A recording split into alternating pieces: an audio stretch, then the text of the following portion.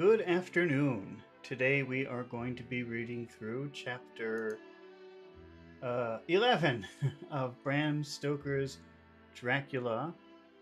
But we're not just going to be reading the words, we're going to be stopping and talking about interesting vocabulary words or interesting expressions as we find them. So, if you're an advanced learner of English, this is a wonderful way to improve your vocabulary.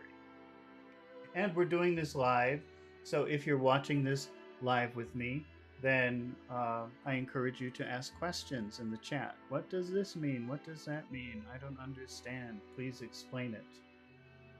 And also, we've been practicing pronunciation after we finished the chapter recently. So if you are watching until the end, stick around. Don't go anywhere because we will also be practicing pronunciation for about an hour after we finish the chapter.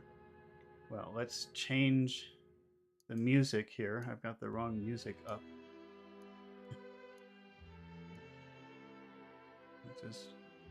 Here we go. And Pachu is here. Hello, Pachu. How are you doing? Well, let's see. Right now, it's morning time. Good morning. All right.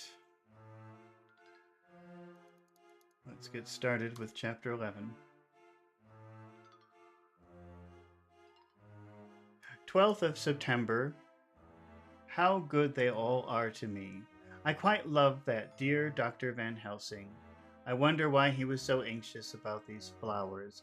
He positively frightened me. He was so fierce. Fierce means very strong and unafraid. I don't really like that definition. I'm just going to take another look at it here. Fierce.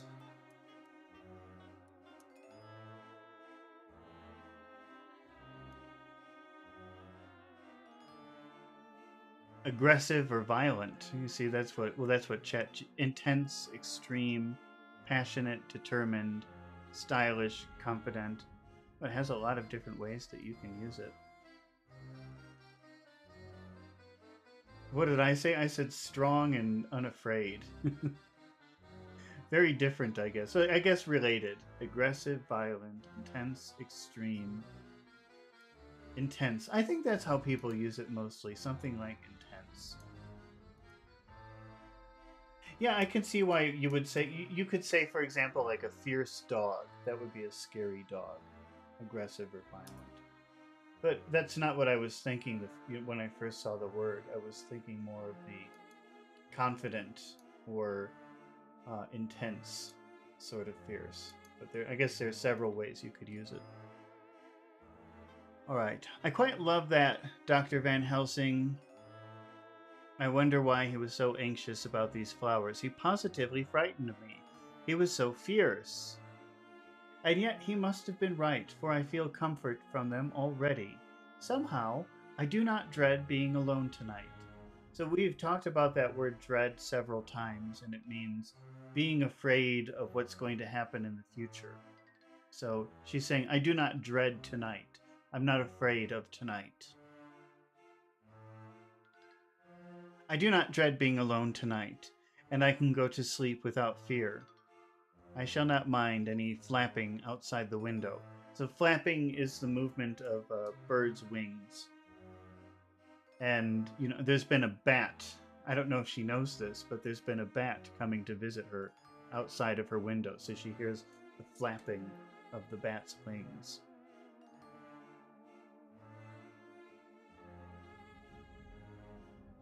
Oh, the terrible struggle that I have had against sleep so often of late. The pain of sleeplessness, or the pain of the fear of sleep, and with such unknown horrors as it is for me. How blessed are some people whose lives have no fears, no dreads, to whom sleep is a blessing that comes nightly and brings nothing but sweet dreams. Well, here I am tonight, hoping for sleep and lying like Ophelia in the play, with virgin krantz and maiden struments. I don't know. I think because this Ophelia reference, it's probably some sort of Shakespeare reference, but I don't know what a krant is or a strument, and it doesn't matter. It's not something that you would use in in any type of way. I never liked garlic before, but tonight it's delightful. There is peace in its smell. I feel sleep coming already. Good night, everybody. Dr. Seward's diary, 13th of September, called at the Berkeley and found Van Helsing, as usual, up to time. The carriage ordered from the hotel was waiting. The professor took his bag, which he always brings with him now. Let all be put down exactly. Van Helsing and I arrived at Hillingham at 8 o'clock. It was a lovely morning. The bright sunshine and all the fresh feeling of early autumn seemed like the completion of nature's annual work. The leaves were turning to all kinds of beautiful colors, but had not yet begun to drop from the trees. When we entered, we met Mrs. Westenra coming out of the morning room. And she's always an early riser. She greeted us warmly and said, "You'll be glad to know that Lucy is better. The dear child is still asleep." I looked into her room and saw her, but did not go in, lest I should disturb her. The professor smiled and looked quite jubilant. Jubilant, jubilant, that means like celebration, celebrating. So the professor is happy. He looks like he's celebrating. He rubbed his hands together and said, "Ah, I thought I had diagnosed the case. My treatment is working." To which she replied, "You must not take all of the credit to yourself, doctor. Lucy's state this morning is due in part to me." "How do you mean, ma'am?" asked the professor. "Well, I was anxious about the dear child in the night, and went into her room, and she was sleeping soundly. So remember, to sleep soundly means sleeping very well, sleeping in a very deep way, so that nothing will wake you up. How did you sleep last night? Soundly. Or, I'm a sound sleeper, nothing can wake me up. So soundly that even my coming did not wake her, but the room was awfully stuffy. When you say a room is stuffy, it means it needs fresh air. So sometimes that could mean it's hot and uncomfortable, or it smells bad. And so when you say a room is stuffy, you want to open up the windows and the door and let in some fresh air. The room was awfully stuffy. There was a lot of those horrible, strong-smelling flowers about everywhere. And she had actually a bunch of them around her neck. I feared that the heavy odor would be too much for the dear child in her weak state, so I took them all away and opened a bit of the window to let in a little fresh air. You will be pleased with her, I'm sure." She moved off into her boudoir, where she usually breakfasted early. As she had spoken, I watched the professor's face and saw it turn ashen gray. He had been able to retain his self-command whilst the poor lady was present, for he knew her state and how mischievous a shock would be, and he actually smiled on her as he held open the door for her to pass into the room. But the instant she disappeared, he pulled me suddenly and forcibly into the dining room and closed the door. And then, for the first time in my life, I saw Van Helsing break down. To break down, that's a phrasal verb, and it could mean several different things, but here what it means, it could mean he had like an attack of nerves. He had like a nervous attack. It could mean he started crying. We'll see in a minute. A lot of times when you say somebody broke down, it means they started crying. They were trying to hold the crying, but they weren't strong enough, and suddenly they started crying. So some kind of nervous attack, some kind of mental show in a bad way. I saw Van Helsing break down. He raised his hands over his head in a sort of mute despair, and then beat his palms together in a helpless way. Finally, he sat down on a chair, and putting his hands before his face, began to sob. That means he started crying very loudly. With loud, dry sobs, that seemed to come from the very racking of his heart.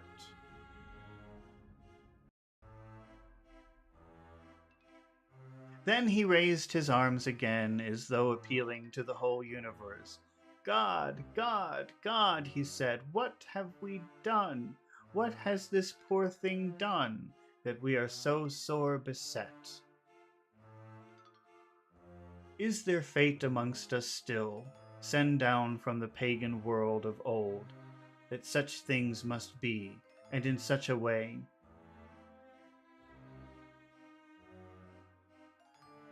This poor mother, all unknowing, and all for the best as she think, does such a thing as lose her daughter body and soul.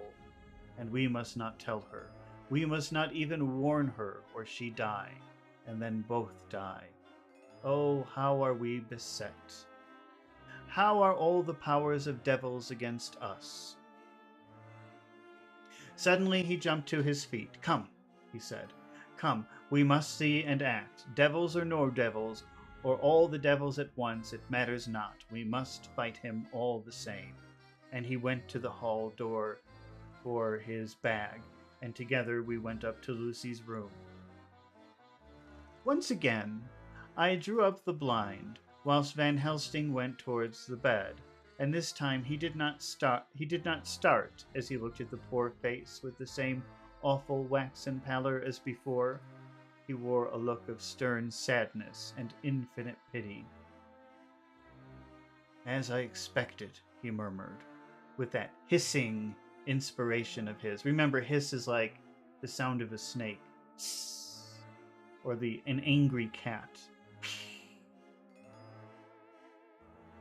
Without a word, he went and locked the door, and then began to set out on the little table the instruments for yet another operation of transfusion of blood. I had long ago recognized the necessity, and had begun to take off my coat, but he stopped me with a warning hand. No, he said, today you must operate. I shall provide. You are weakened already. As he spoke, he took off his coat and rolled up his shirt sleeve. Again the operation, again the narcotic, again some return of color to the ashy cheeks, and the regular breathing of healthy sleep. This time I watched whilst Van Helsing recruited himself and rested. Presently he took an opportunity of telling Mrs. Westenra that she must not move anything from Lucy's room without consulting him, that the flowers were of medicinal value, and that the breathing of their odor was a part of the system of cure. And then he took over the care of the case himself, saying he would watch this night and the next, and would send me word when to come.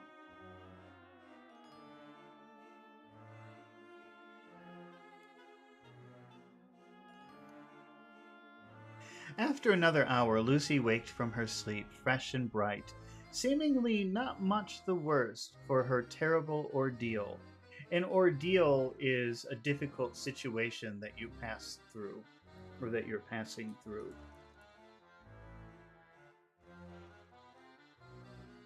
What does it all mean?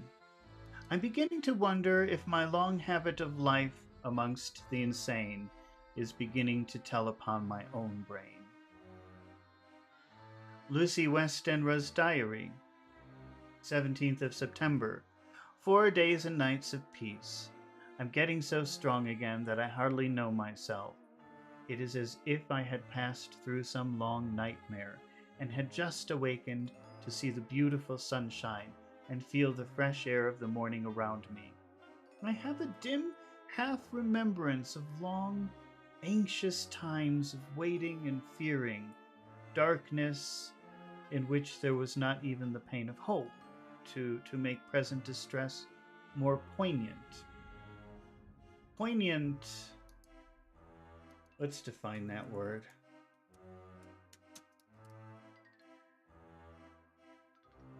Whoops.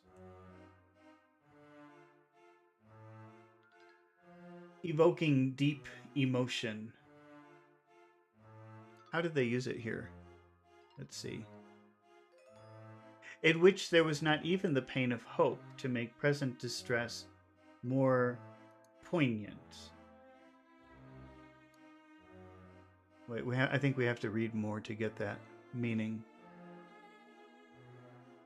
I have a dim half remembrance of long, anxious times of waiting and fearing, darkness in which there was not even the pain of hope, to make the present distress more poignant. So, the horror that she was feeling, the fear that she was feeling, didn't even have any hope in it in her nightmare. And if there had at least been hope, then that would have been more poignant. There would have been more feeling or more emotion evoked from it. David Garcia says, "Hello, ready to learn more phrasal verbs?" We already had one. Break down. Break down is when you lose control of your emotions and you start screaming or crying or going crazy, having a breakdown.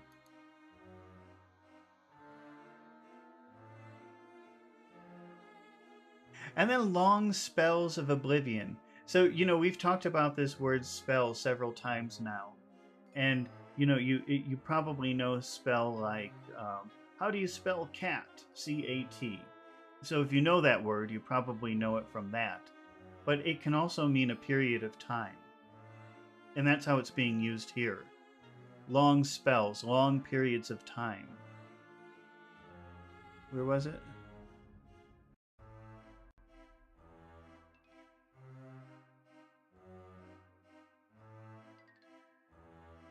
And then long spells of oblivion. Oblivion is like nothingness, but I'm just going to define that. I don't really trust my definition of that. David Garcia says, "Break down. My car broke down this morning." See, that's the thing with phrasal verbs, David.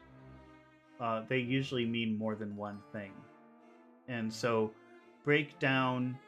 And I think I've mentioned this before, that a lot of times a phrasal verb can have a literal meaning where you can actually look at the words break and down, and you could say, "Oh, I understand. That's why it's break down." So, for example, my car broke down. It has the word break in it, and everybody knows that break means something isn't working, and down is kind of a negative word. So you could maybe guess the meaning by looking at the words. But then they usually also have an abstract meaning, and that's what breakdown is when you're talking about somebody losing control of their emotions or their ability to think well or act well. That happens a lot. What was I about to do? No, I forgot. Oh, oblivion. Let's see. Oblivion is a noun. It has the following meanings, definition. State of being forgotten, state of unconsciousness. So I think like being in nothing, being in complete darkness, nothing around you, no senses or anything like that. So she's having this nightmare where she's having these horrible emotions, and then suddenly she's in a state of oblivion. There's nothing there. There's no feeling. She's in nothingness.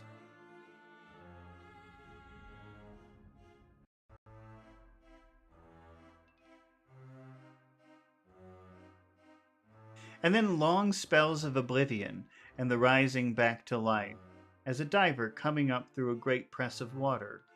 Since, however, Dr. Van Helsing has been with me, all of this bad dreaming seems to have passed away. The noises that used to frighten me out of my wits, the flapping against the windows, the distant voices which seemed so close to me, the harsh sounds that came from I know not where, and commanded me to do I know not what, have all ceased. Cease is a word that means to stop. That's a Latin word that comes from Latin, and you can see that in a lot of different words. You'll see that word cease.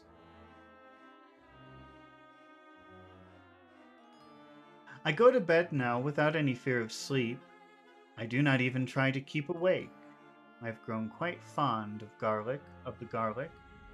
To be fond of something, that's another way of saying to like something. And it sounds very, very polite to say you're fond of something. Instead of I like, you can say I'm fond of, but it sounds fancier. I'm fond of pizza. That's a fancy way of saying I like pizza. And it becomes useful in the negative because if somebody offers you something and you don't want it because you don't like it, if you say, "Here, would you like some pizza?" I don't like pizza. That sounds very negative. But if you use the fancier fond of in the negative, I'm not very fond of pizza. Suddenly it sounds nicer. So that's pretty useful in the negative.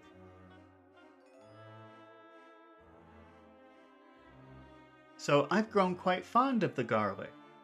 And a boxful arrives for me every day from Harlem. Tonight, Dr. Van Helsing is going away, and he has to be for a day, as he has to be for a day in Amsterdam. But I need to be watched. I'm well enough. But I need not be watched. I'm well enough to be left alone. Thank God for Mother's sake, and dear Arthur's, and for all of our friends who have been so kind. I shall not even feel the change, for last night Dr. Van Helsing slept in his chair a lot of the time. I found him asleep twice when I awoke, but I did not fear to go to sleep again, although the bows or bats or something although the bows or bats or something flapped almost angrily against the window panes. The Pall Mall Gazette, 18th of September. The escaped wolf, perilous adventure of our interviewer. Interview with the keeper in the zoological gardens. So perilous means danger, dangerous. The escaped wolf, dangerous adventure of our interviewer. So this is going to be, remember when that mysterious ship floated up to the town and all the people on the ship were dead. When the ship landed, there was a wolf or dog or something that jumped from the ship. And I think this newspaper article is going to tell the story. Gazette is a type of newspaper, so that's why it says the Pall Mall Gazette. A gazette is a type of newspaper. So I think this will be a news story about what happened to that crazy dog.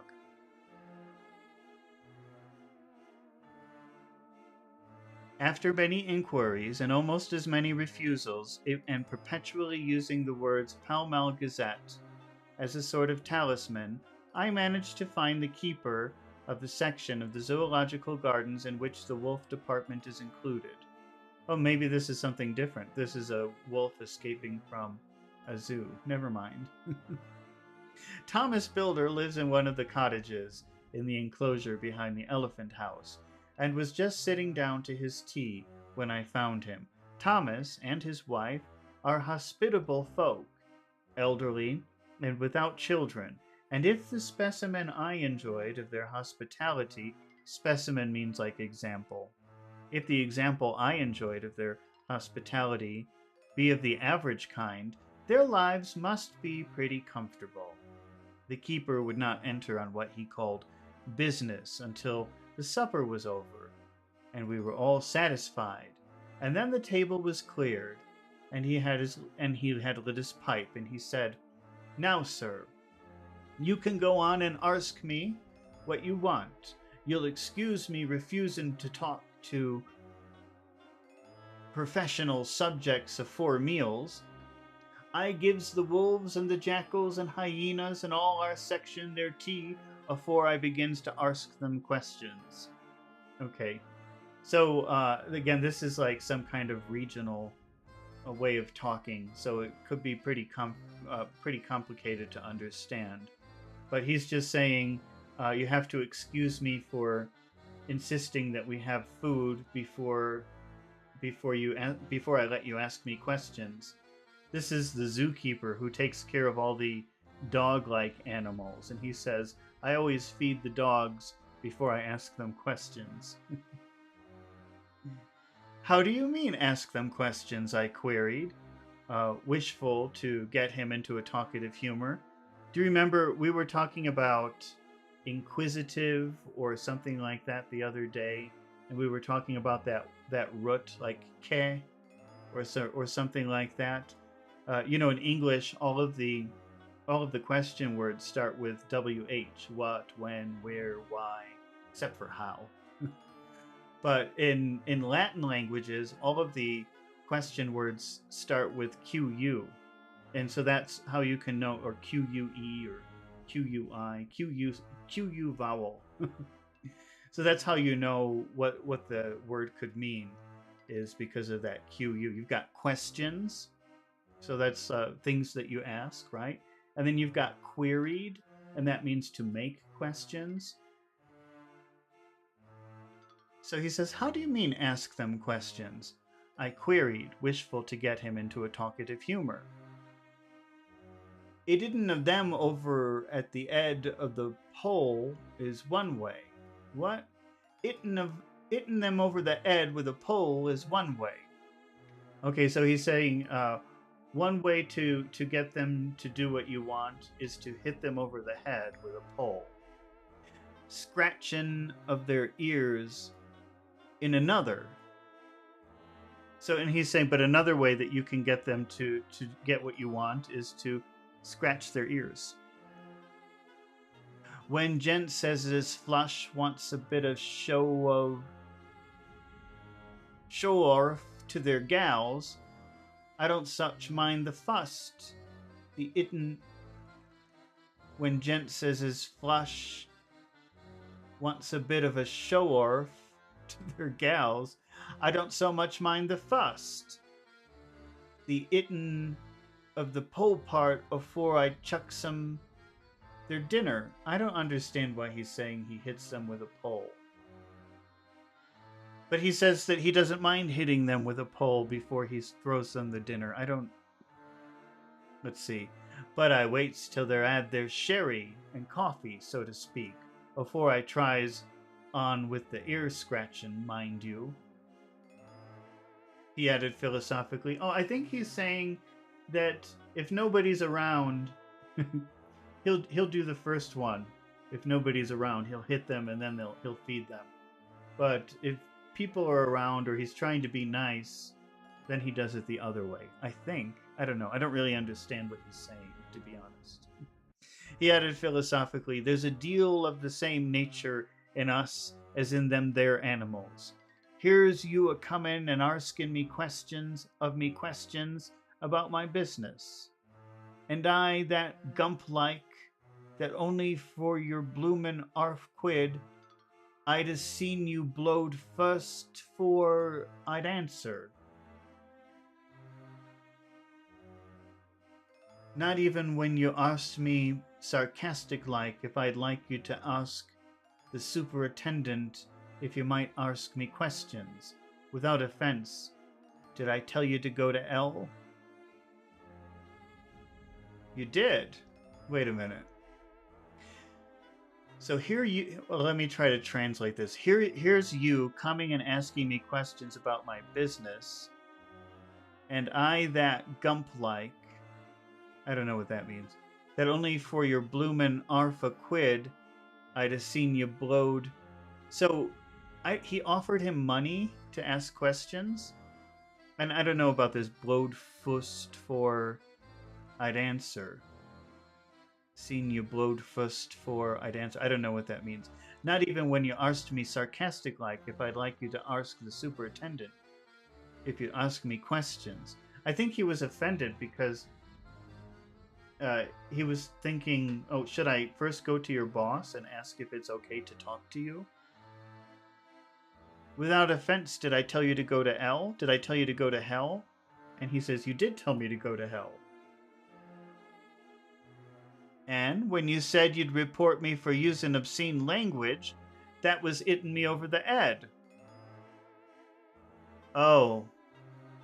Okay, he's saying that, there's two ways of feeding an animal or treating an animal. One way that you can treat an animal is you can hit them. And in other ways, you could be really nice to them, scratch their ear and make them feel good. And he's saying that, the way that you came here and approached this whole subject was offensive to me. It's like you were hitting me over the head and not being nice to me. But I mean, the man is saying that they're very nice. They had a wonderful dinner, and he took care of them, and he said they had wonderful manners. But suddenly, I guess the man is confessing that he was offended. That seems like it. And when you said you report me for using obscene language, that was hitting me over the head. But the Arf Quid made that all right. So the who's writing this? The reporter. The reporter is writing this, and the reporter gave him some money, half a quid. I don't know how much money that is. Doesn't sound like very much. But he's saying, after you gave me the money, then I forgive you. I weren't to go in to fight, so I waited for the food, and did what my owl, as the wolves and lions and tigers does. But Lord love you, your art. Now that the old woman has stuck a chunk of her tea cake in me, and rinsed me out with her bloomin' old teapot, I've lit you up. You may scratch my ears for all you're worth, and won't even get a growl out of me. So now he's saying I'm in a better mood after we've had tea and dinner. I'll tell you anything you want. Drive along with your questions. I know what you're coming at. That there escaped wolf. Exactly. I want you to give me your view of it. Just tell me how it happened, and when I know the facts, I'll get you to say what you consider was the cause of it. How do you think the whole affair will end? All right, Governor. This airs about the old story. That wolf, what we call Berserker, was one of 3 grey ones that came from Norway to Jamrocks, which we bought off him 4 years ago. He was a nice, well-behaved wolf, and never gave no trouble to talk of. I'm more surprised at him for wanting to get out. Nor any other animal in this place. But there, you can't trust wolves no more than women. Well, he's saying, those were good wolves. That was a good wolf. He was very well behaved. He never gave any problems. So I'm really surprised that one day he just escaped. And then he said, well, it just goes to show you can't trust a wolf. Don't you mind him, sir, broke in Mrs. Tom with a cheery laugh. He's got mind in the animals. So long that blessed if he ain't like an old wolf itself. But there ain't no arm in him. So the wife is saying he's been taking care of wolves for such a long time. Maybe he's turning into one, but he doesn't mean anything bad. Well, sir, it was about 2 hours after feedin' yesterday when I first hear my disturbance. I was making up a litter in the monkey house for a young puma, which is ill. But when I heard the yelping is like, oh, oh, oh, oh. That's kind of the sound of puppies, if you've ever heard puppies barking. They don't really bark, they yelp. Yelping and owling, I came away straight. There was Berserker, a tearing like a mad thing at the bars as if he wanted to get out. So that particular wolf was trying to escape, trying to open the cage. There wasn't much people about that day, and close at hand was only one man, a tall, thin chap, with a hook nose. A hook nose is a nose that's shaped like this, kind of round. Sharp. That's a hook nose. And a pointed beard, with a few white hairs running through it. He had a hard, cold look and red eyes, and I took a sort of mislike to him. So he ran to the cage. He was taking care of some animals, and he heard some yelping. Oh, oh, oh! That's yelping. And so he went to the cage, and he saw that the wolf was trying to escape from the cage. And he noticed there was a strange man there, and he had a hook nose. So his nose. Wait, let's look at a picture of a hook nose.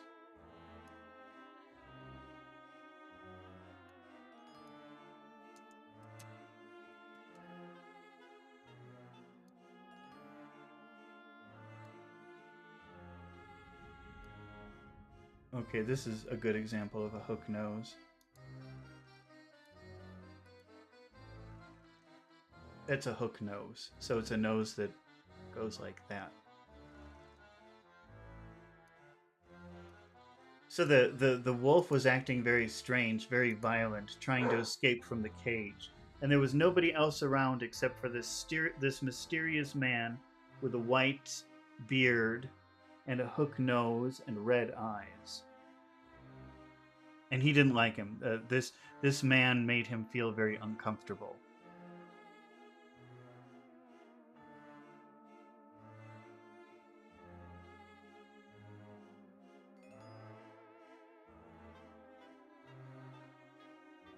And I took a sort of mislike to him, for it seemed as if it was him that was irritated at. So the man who takes care of the animals said, I think the reason that the wolf was going crazy was because of the presence of that man. That man had a very weird presence, a very uncomfortable presence.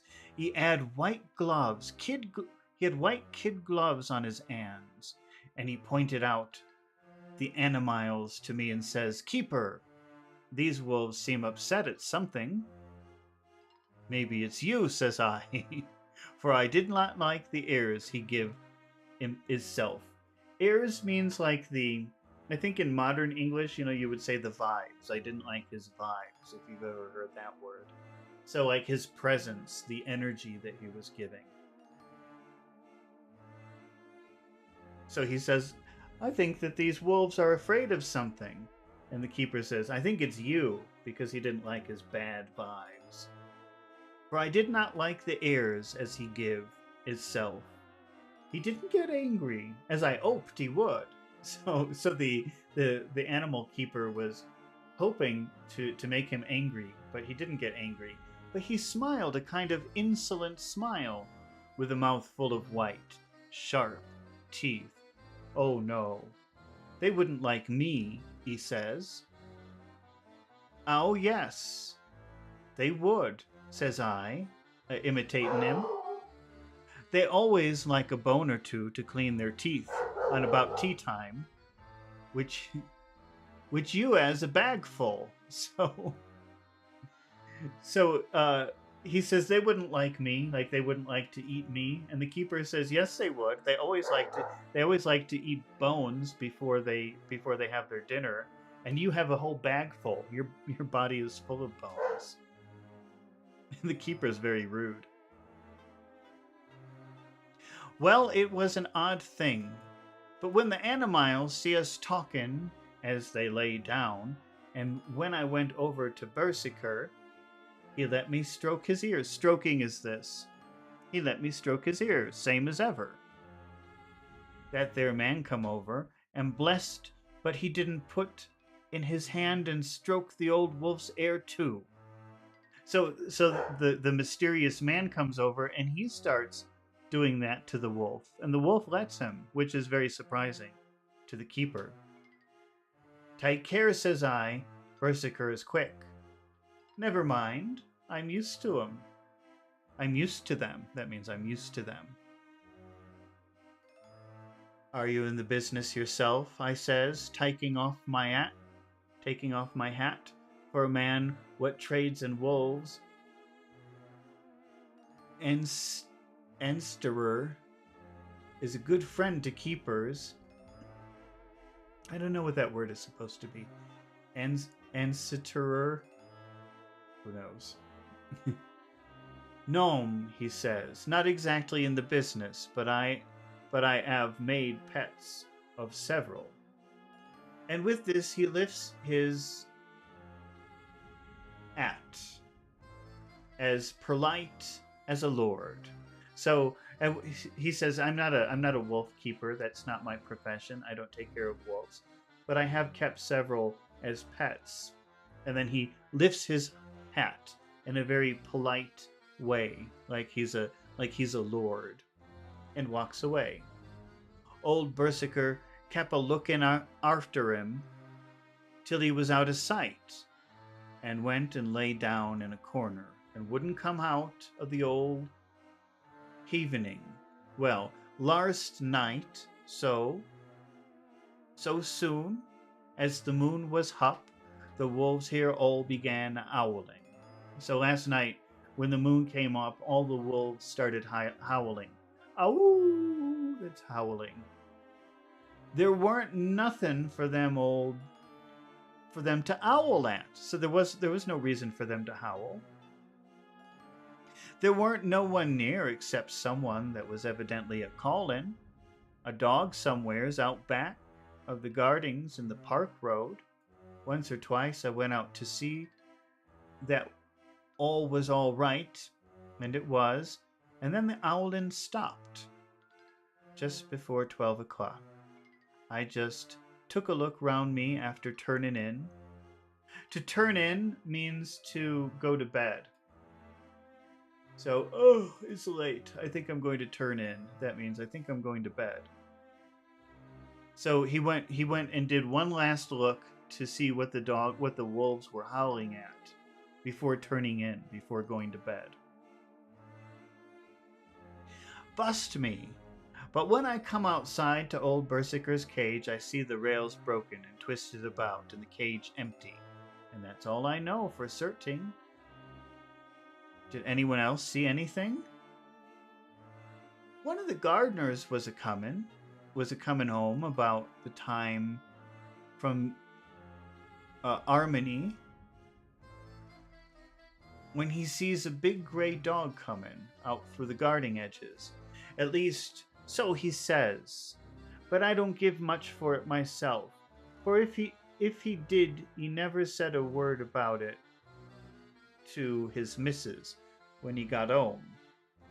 And it was only after the escape of the wolf was made known, and we had been up all night a hunting of the park for Berserker, that he remembered seeing anything.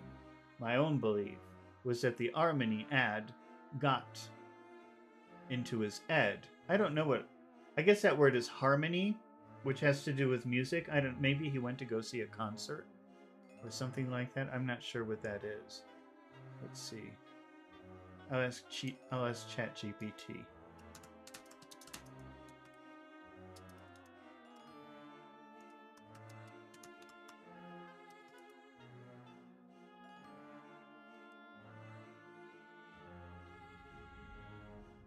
A portable pump organ or reed organ commonly used in homes, chapels, and small gatherings for musical accompaniment.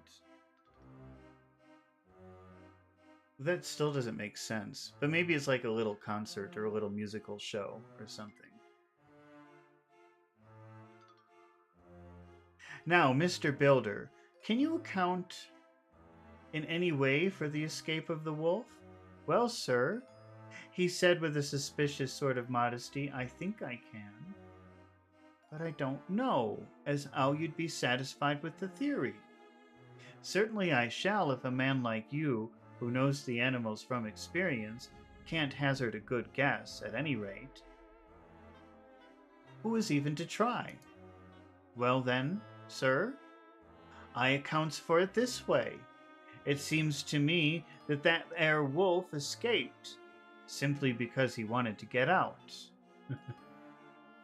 From the hearty way both Thomas and his wife laughed at the joke, I could see that it had done service before, and that the whole explanation was simply an elaborate sell.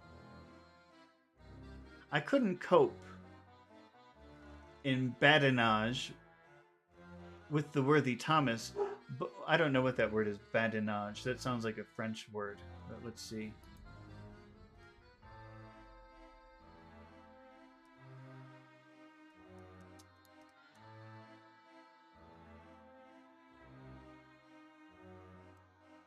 playful, witty conversation. This is a French word. Don't try to use that in a conversation. Nobody will know what you're talking about. They'll say, what? Bad a what? Okay, let's see.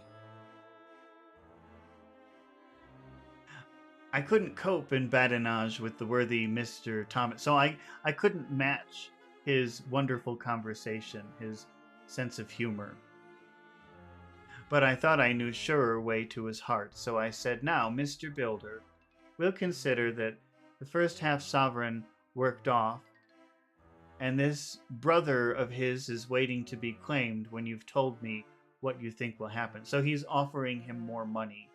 If you tell me what you think happened, I'll give you more money. Right ye are, sir, he said briskly. You'll excuse me, I know for a chafin of ye, but the old woman here winked at me. Winking is this. That's winking. Which is much as telling me to go on. Well, I never, said the old lady. My opinion is that there wolf is a Aiden of somewheres, is a Aiden of somewheres. The gardener, what didn't remember, said he was a galloping northward faster than a horse could go. But I don't believe him, for you see, sir, wolves don't gallop no more than dogs does. Galloping is the way that a horse runs. If you've ever seen the way a horse runs, that's galloping. And so somebody thought that they saw a wolf galloping, and maybe that could be the wolf. But the zookeeper is saying wolves don't gallop. They don't move like that.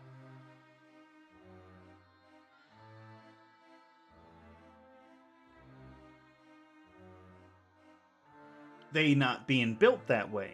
Wolves is fine things in a storybook, and I just say when they gets in packs and does be chivvying something, it's more afeard than they can make a devil of a noise and chop it up, whatever it is.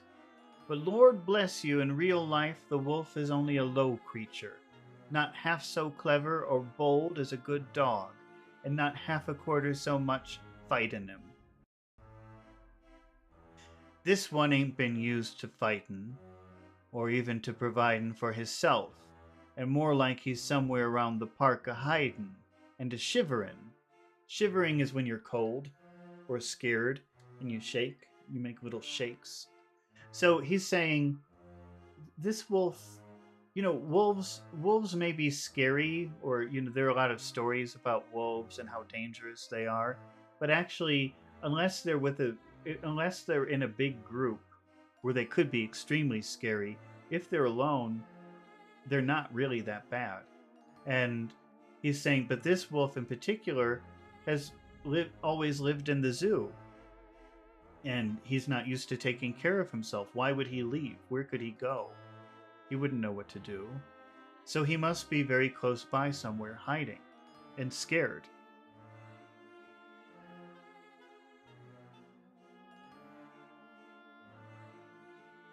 And if he thinks at all, wondering where he is to get his breakfast from, or maybe he's got down some area and is in a coal cellar, my eye, won't some cook get a rum start when she sees his green eyes a-shining at her in the dark? So he's thinking, imagine if the wolf is hiding in someone's cellar. The maid goes down to the cellar. That's like a room below ground. Cellars are always, if you've never had or been in a cellar, they're underground and there's no light, and they're always very scary places. The walls are made out of stone, and because it's underground, it's very wet, and it's very quiet down there, and there's no light. It's always scary to go down into an old cellar, and it smells wet. So imagine you go down there to get something, and you see those eyes looking at you. That's what he's saying. Imagine the person who finds that wolf hiding in their cellar. My eye, won't some cook get a rum start when she sees his green eyes a shining at her out of the dark? If he can't get good food, he's bound to look for it, and mayhap he chance to light on a butcher's shop in time. If he doesn't, and some nursemaid goes out a walkin', or off with a soldier, leavin' of the hinfant in the perambulator, well, then I shouldn't be surprised if the census is one baby less. That's all.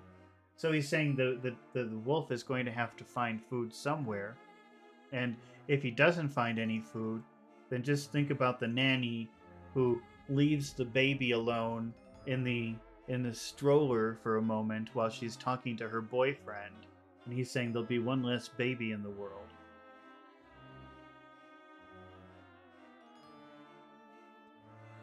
I was handing him the half sovereign when something came bobbing up against the window. We've seen that word bobbing before. That's like an up and down movement. This is bobbing. And Mr. Builder's face doubled its natural length with surprise. God bless me, he said, if there ain't old Berserker come back by hisself. And he went to the door and opened it. A most unnecessary proceeding, it seemed to me. I've always thought that a wild animal never looks so well as when some obstacle of pronounced durability is between us. We were talking about that word.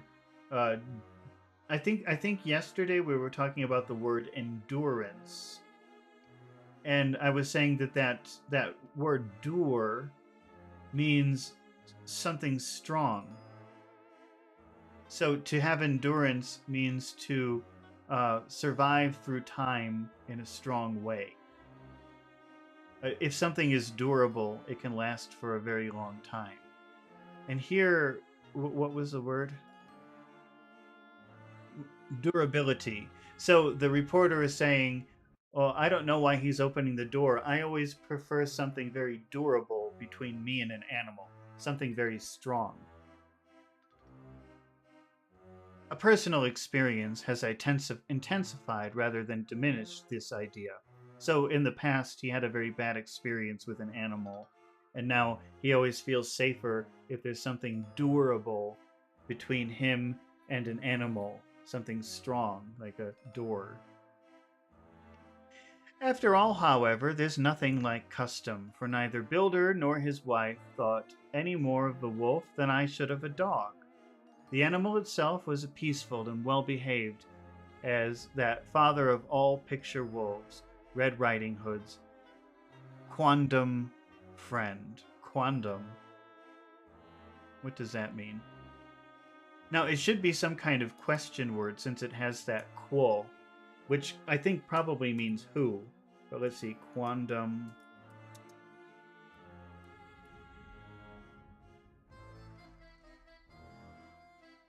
Adjective refers to former or once. The quondam king now lived as a humble farmer. So it's like former. Latin roots, quondam meaning at one time or formerly. Oh, okay. Well, don't use it. Nobody will know what you're talking about if you try to use that word. Little Red Riding Hood's quondam friend whilst moving her confidence and masquerade. The whole scene was an unutterable mixture of comedy and pathos. The wicked wolf that for half a day had paralyzed London and set all the children in town shivering in their shoes was there in a sort of penitent mood. To be penitent means to feel bad, to feel ashamed of something you did. So the wolf feels very bad. He's penitent. I'm sorry. And was received and petted like a sort of vulpine prodigal son. Old Builder examined him all over with the most tender solicitude, and when he had finished with his penitent, said, "There, I knew the poor old chap would get into some kind of trouble. Didn't I say it all along? Here's his head all cut and full of broken glass. He's been a-getting over some bloomin' wall or other. It's a shame that people are allowed to top their walls with broken glass. This here's what's come of it. Come along, Berserker. He took the wolf and locked him up in a cage with a piece of meat that satisfied, in quantity at any rate, the elementary conditions of the fatted calf, and went on to report. I came off too to report the only exclusive information that is given today regarding the strange escapade. Escapade is like an adventure at the zoo. Dr. Seward's diary, 17th of September. I was engaged after dinner in my study. That word engaged means connected. And so if you're engaged in an activity, you're connected to the activity. But that really means is you're very concentrated on it. That's the connection. It connects with your concentration. I was engaged after dinner in my study posting up my books, which, through press of other work and with many visits to Lucy, had fallen sadly into arrear. We had that word yesterday. That means he's behind in his work. Arrear means behind in something that needs to be brought current, up to date. Suddenly the door was burst open, and in rushed my patient with his face distorted with passion. I was thunderstruck. To be thunderstruck means to be very, very surprised.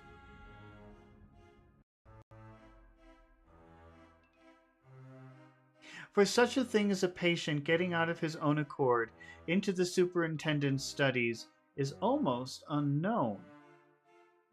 Without an instant's notice, he made straight at me. He had a dinner knife in his hand, and as I saw he was dangerous, I tried to keep the table between us.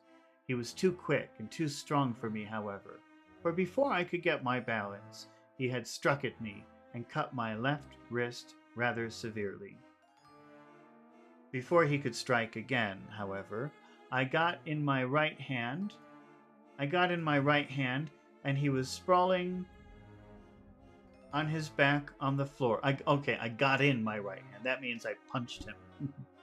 I got in my right hand, and he was sprawling on the floor. Remember, sprawling is when you're laying with, you're spread everywhere, sprawling on the floor.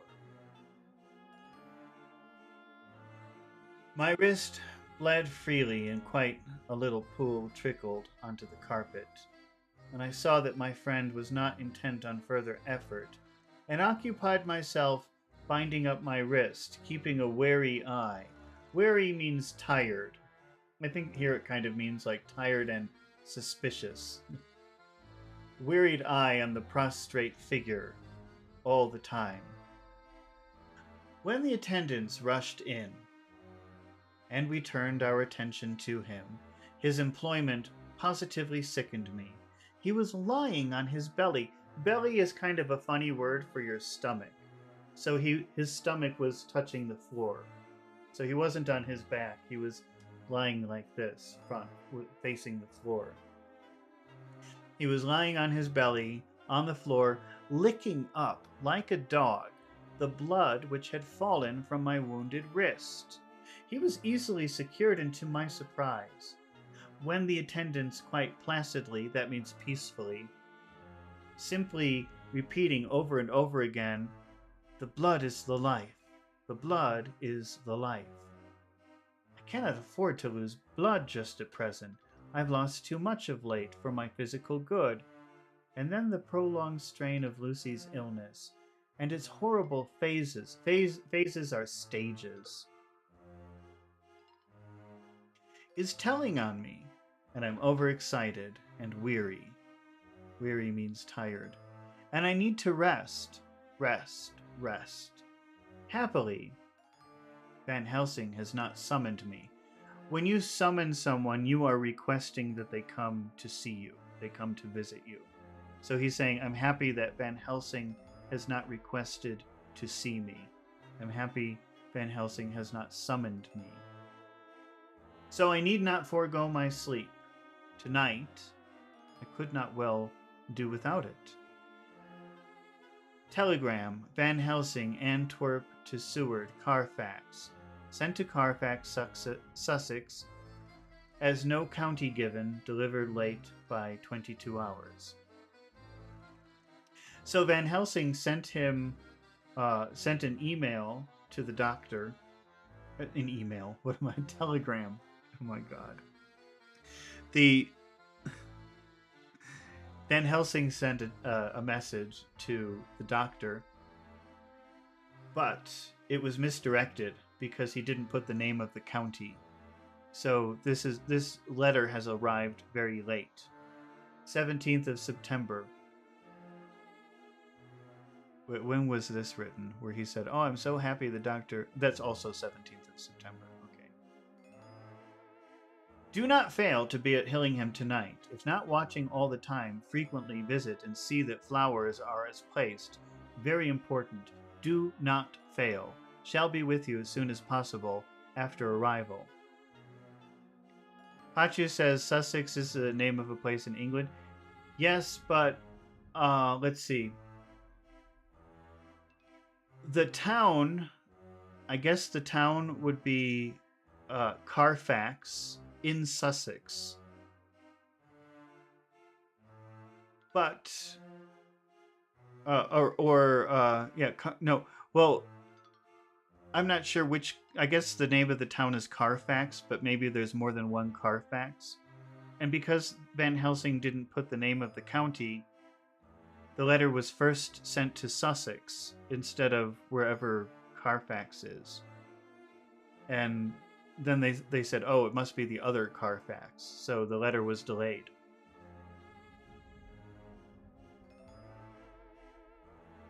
Dr. Seward's diary, 18th of September.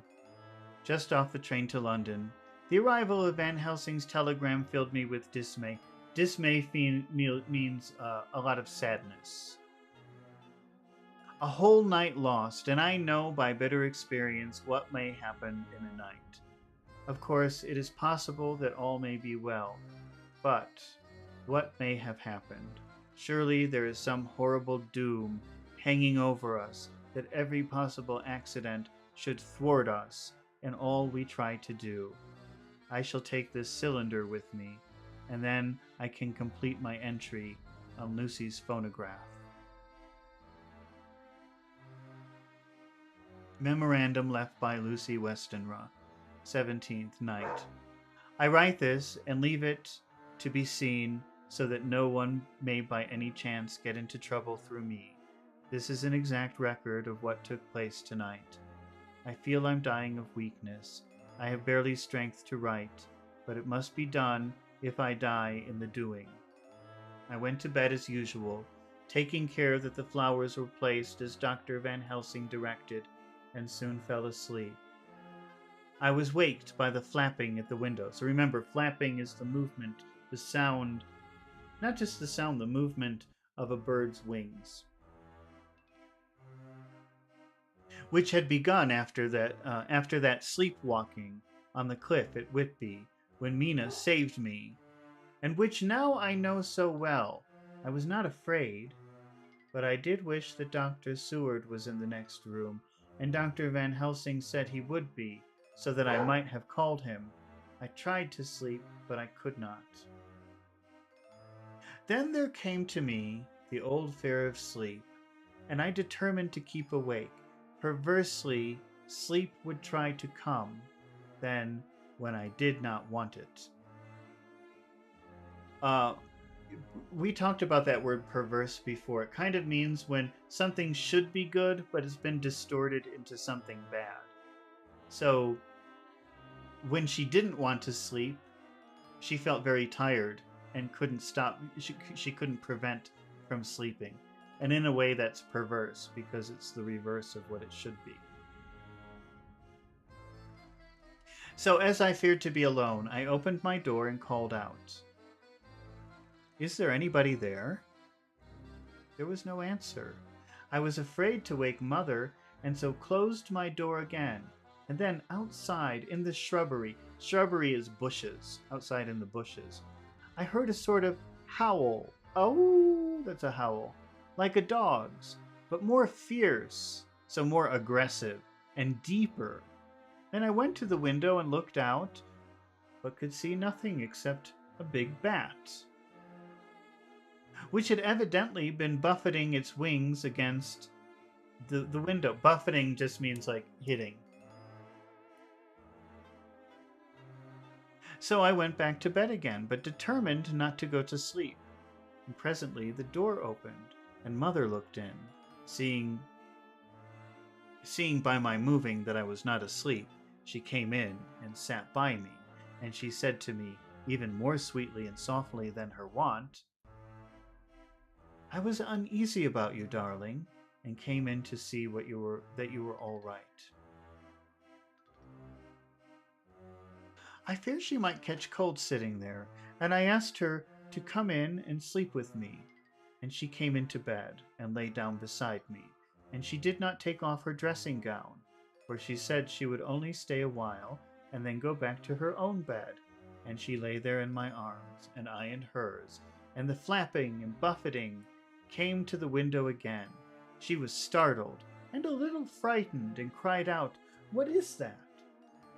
I tried to pacify her, and at last succeeded, and she lay quiet. But I could hear her poor dear heart still beating terribly, and after a while there was a howl again in the shrubbery, and shortly after that there was a crash at the window, and a lot of broken glass was hurled onto the floor. The window blind blew back with the wind and rushed in, and in the aperture of the broken panes there was the head of a great, gaunt, gray wolf. Mother cried out with fright and struggled up into a sitting posture, and clutched, that means holding something very tightly, clutched wildly at anything that would help her against the other things. She clutched the wreath of flowers that Dr. Van Helsing insisted on my wearing round my neck, and tore it away from me. Now she's unprotected. And for a second or two, she sat up, pointing at the wolf, and there was a strange and horrible gurgling in her throat. Gurgling is...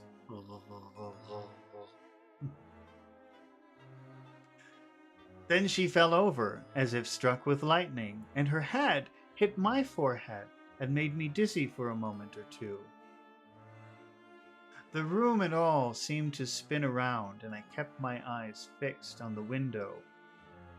But the wolf drew his head back, and a whole myriad of little specks seemed to come blowing in through the broken window, and wheeling and circling around like a pillar of dust that travelers describe when there's a simoon in the desert. I guess that must be a desert storm. A simoon? I've never heard of that.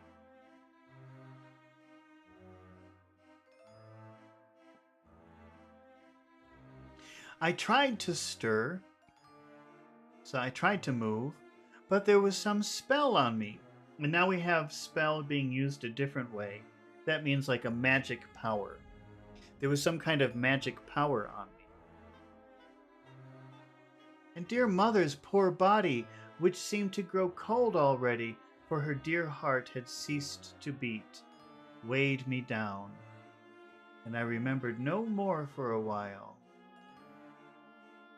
The time did not seem long, but very, very awful, till I recovered consciousness again.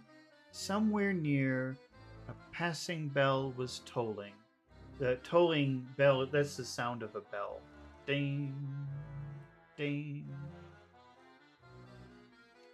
The dogs all round the neighborhood were howling, and in our shrubbery, seemingly just outside, a nightingale was singing. A nightingale is a bird.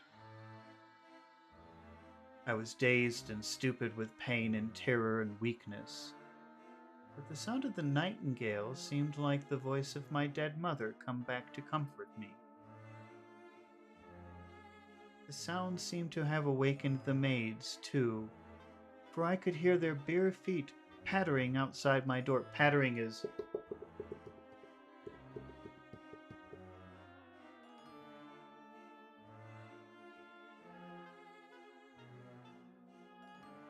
I called to them, and they came in. When they saw what happened, and what it was that lay over me on the bed, they screamed out. The wind rushed in through the broken window, and the door slammed to. They lifted off the body of my dear mother and laid her covered with a sheet on the bed after I had got up.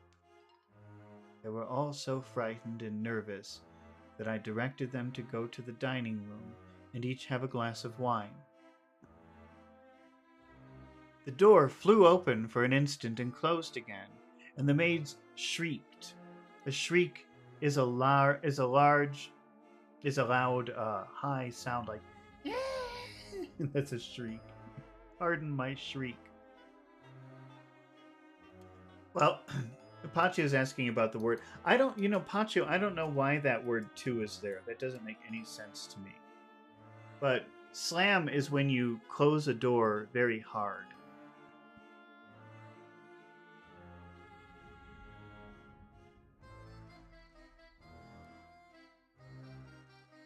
The maid shrieked, and then went in a body to the dining room. And I laid what flowers I had on my dear mother's breast. When they were there, I remembered what Dr. Van Helsing had told me, but I didn't like to remove them. And besides, I would have some of the servants to sit up with me now. I was surprised that the maids did not come back. I called them, but got no answer. So I went to the dining room to look for them. My heart sank when I saw what had happened. They all four lay helpless on the floor, breathing heavily. The decanter of sherry, a decanter is like a bottle. The decanter of sherry was on the table, half full, but there was a queer, acrid smell about. I was suspicious and examined the decanter. It smelt of laudanum, and looking on the sideboard, I found that the bottle which Mother's doctor uses for her, did use, was empty. What am I to do? What am I to do? I'm going back to the room with Mother. I cannot leave her. And I'm alone, save for the sleeping servants. So I don't know what laudanum is, but maybe that makes you sleep.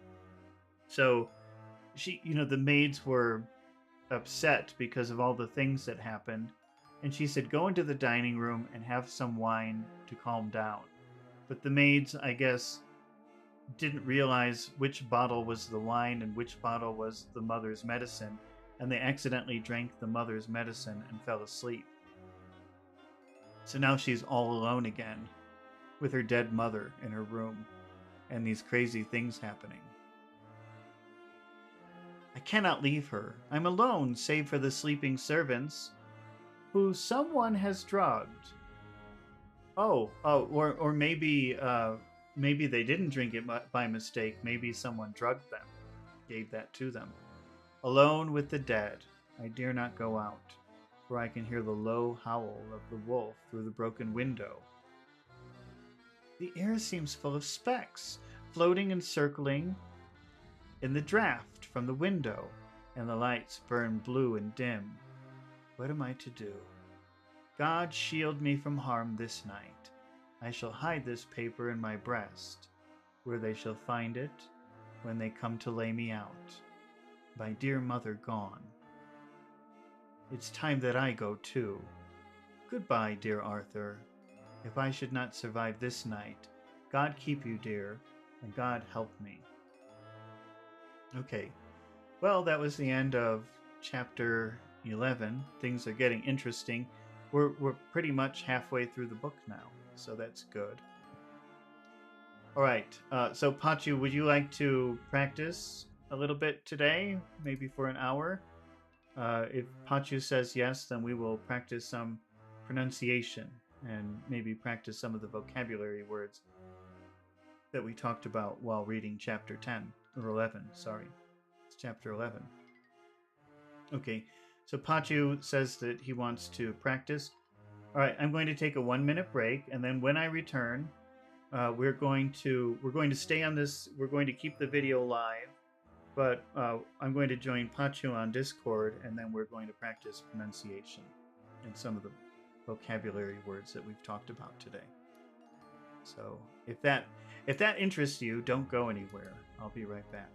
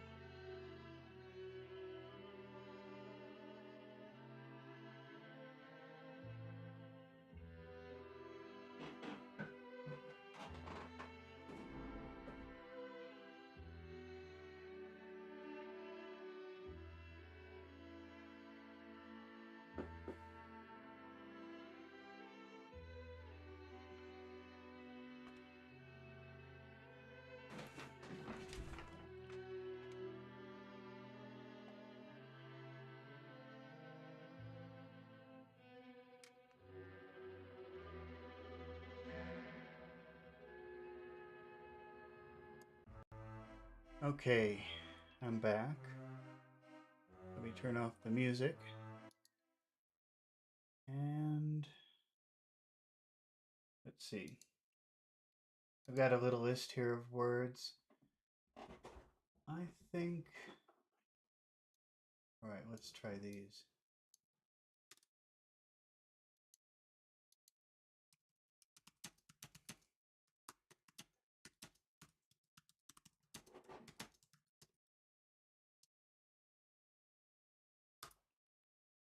Okay. Oh, no, we're going to open up Discord. Let's see. Let's see if I can. When am I ever going to learn how to do this without panicking? Let's see. Hello? Hello, sir. Oh, okay. Hello. Wow. I'm beginning to. That's a phrasal verb. To get the hang of something means to get used to something. So you start to understand how it works. I'm Yes, beginning to sir. get the hang of it. I'm beginning to get the hang of this. All right. So let's change this from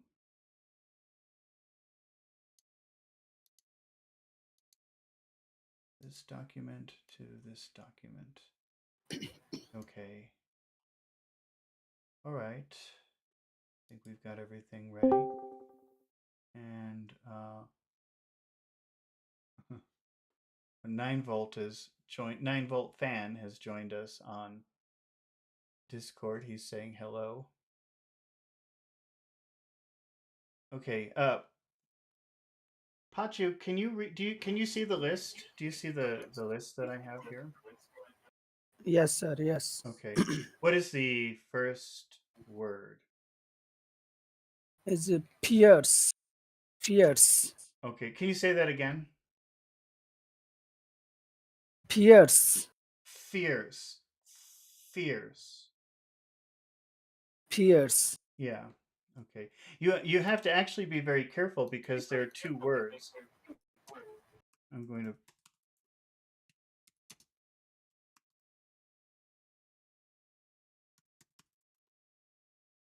I don't know if you can see the two words that I've typed. It might take a minute. Uh, Yes. Yes. I so see those are them. two different words, but if you pronounce that F the wrong way, then you'll be saying a different word. Do you know both? What does number one mean? Do you know what number one means? Fierce means Whoops. uh, strong. That's number two.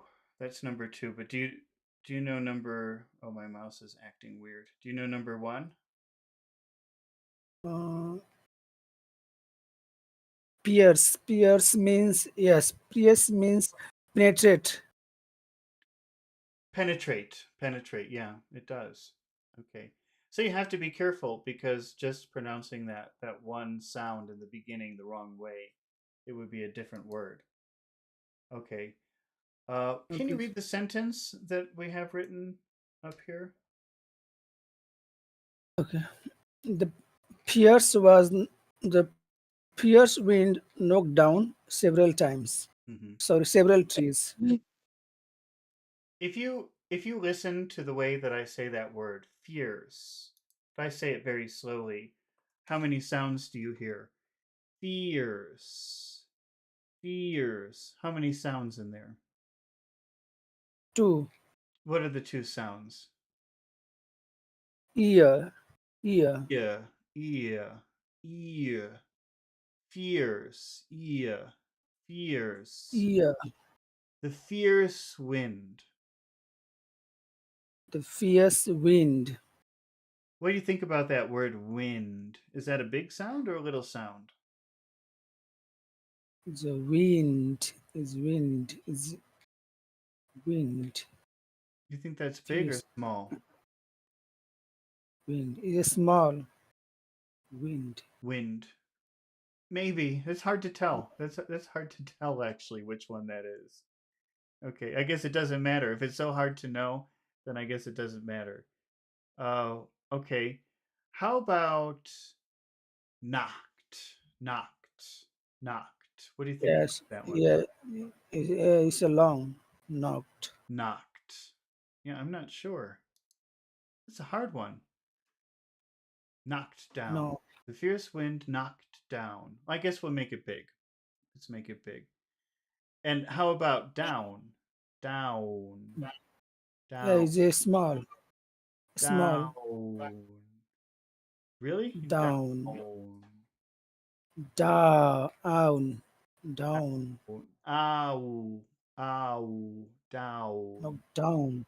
It's a long Yeah, that's pretty big. down. Pretty long. Down. The fierce wind knocked down. The fierce wind knocked down Several. Several. sev- several What do you think about those two vowel sounds in there? Are those big sounds or small sounds? Several.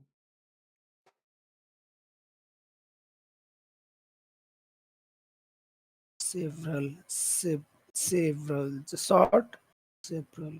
E-uh. E-uh. E-uh. Are they big or small? E-uh. A is longer than a.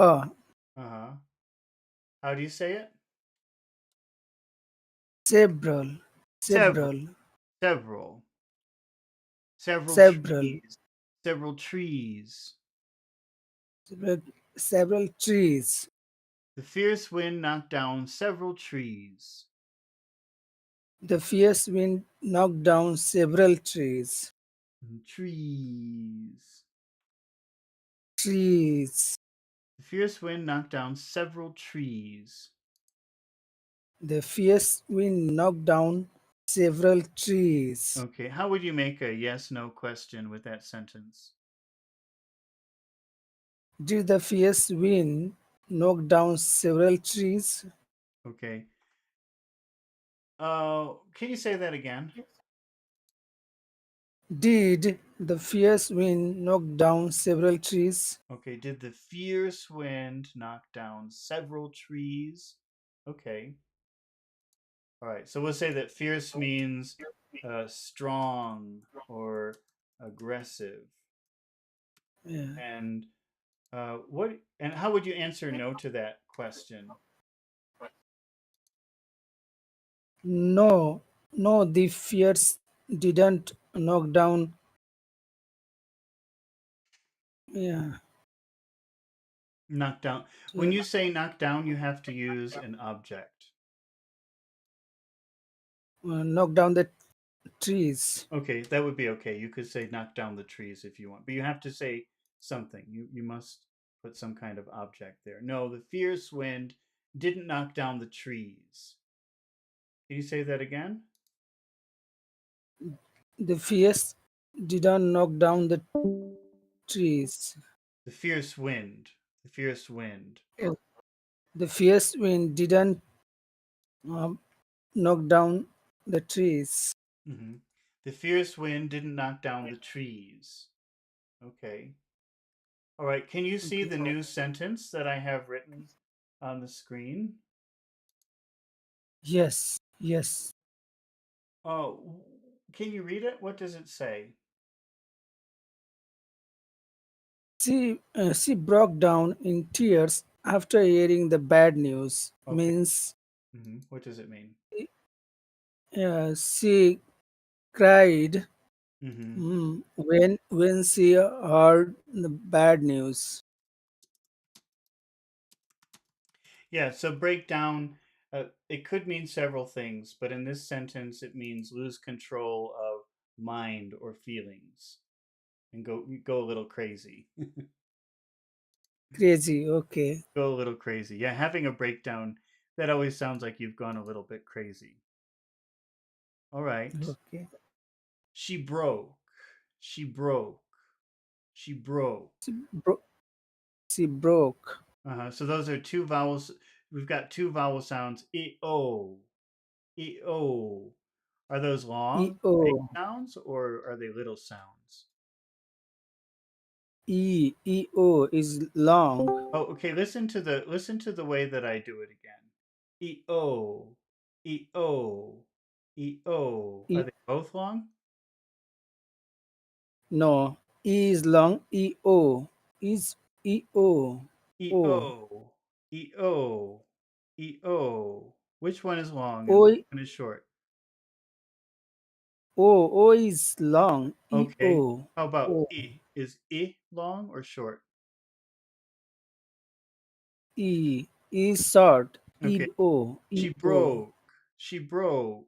She broke. She she broke. Is broke. Oak. The oak part is long. Yeah, it's very long. She Broke. broke. She broke. She broke. Yes. She She broke broke. down. She broke down. Down. Is that a big sound? Down. Down is a big down. She broke down. She broke down. Okay. How about the word in? In. Is that a long vowel sound? In.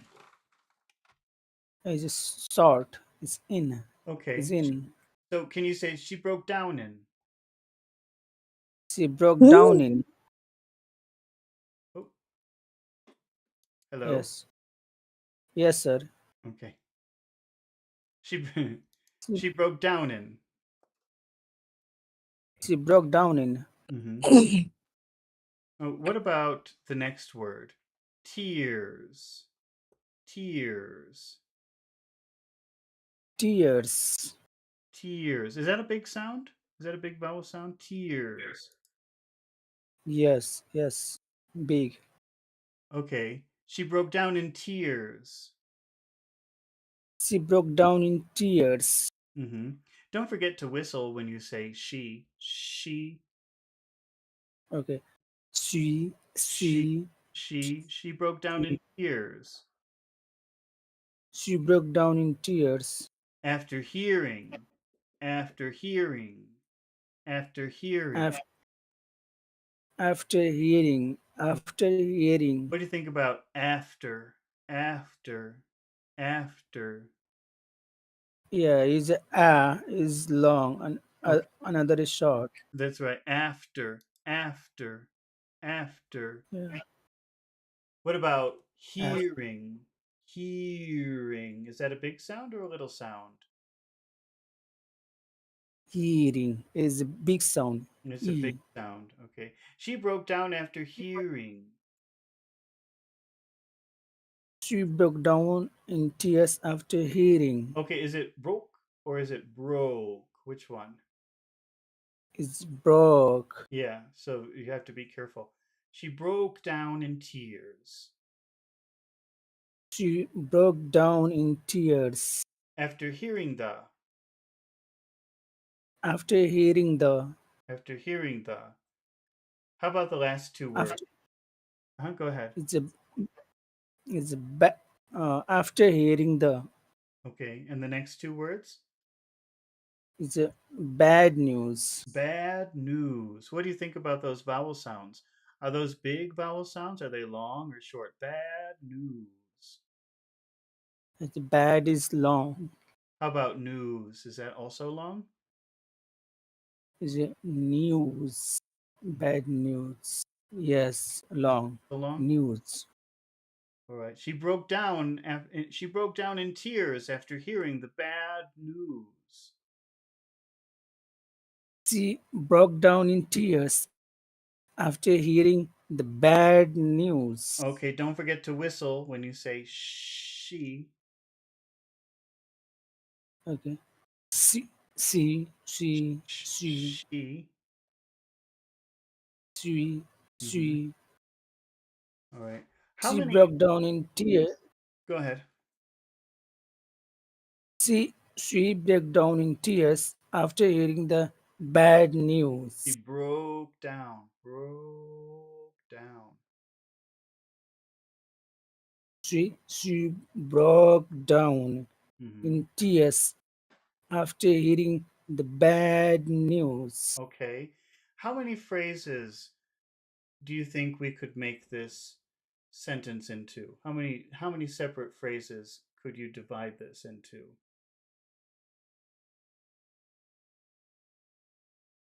Yeah, three.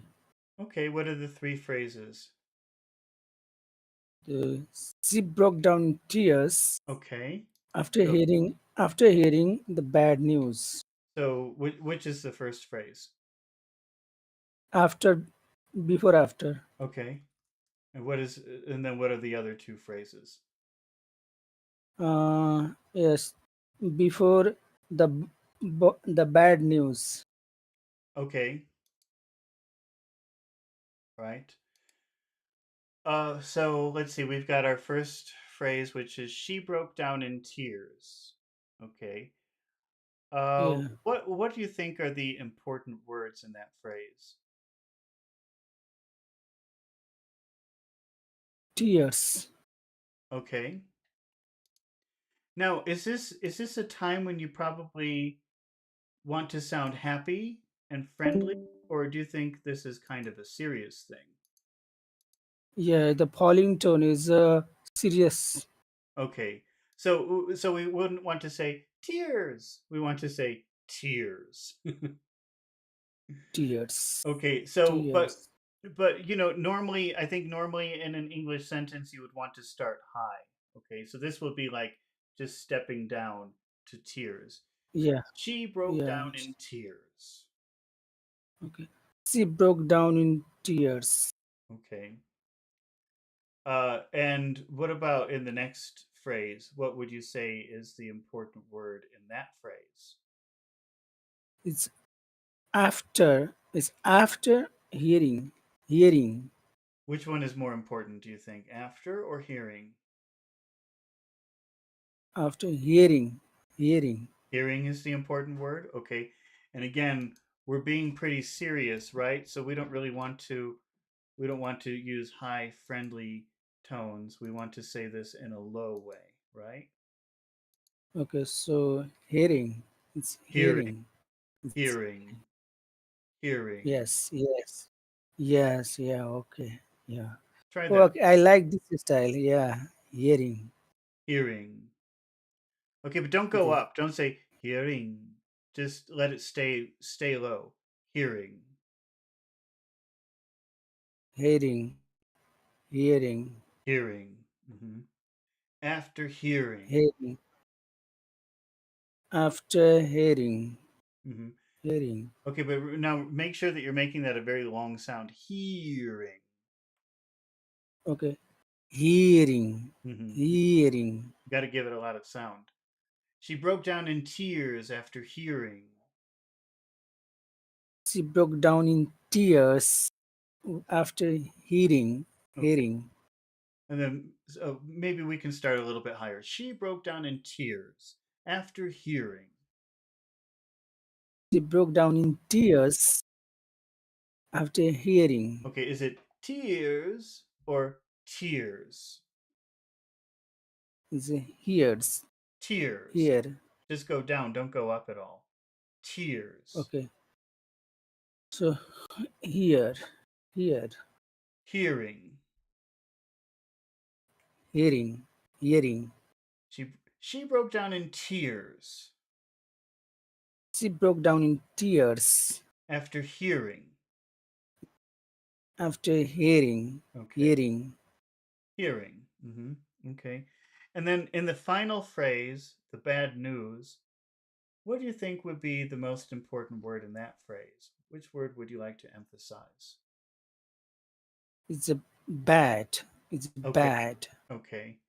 All right. And again, this is pretty serious, right? So we don't want to say this in a nice, friendly way, bad. We want to say this in a serious way, bad news. It's a bad news. Bad It's news. a, it's a bad news. But you could make the high. You can say the bad news. Okay. The The, bad news. the bad news. The bad The news. bad news. Mhm. She broke down in tears after hearing the bad news. Okay. She broke down in tears after hearing in the bad news. Okay. How would you make a yes no question with she broke down in tears? Did did she break down in tears? In tears.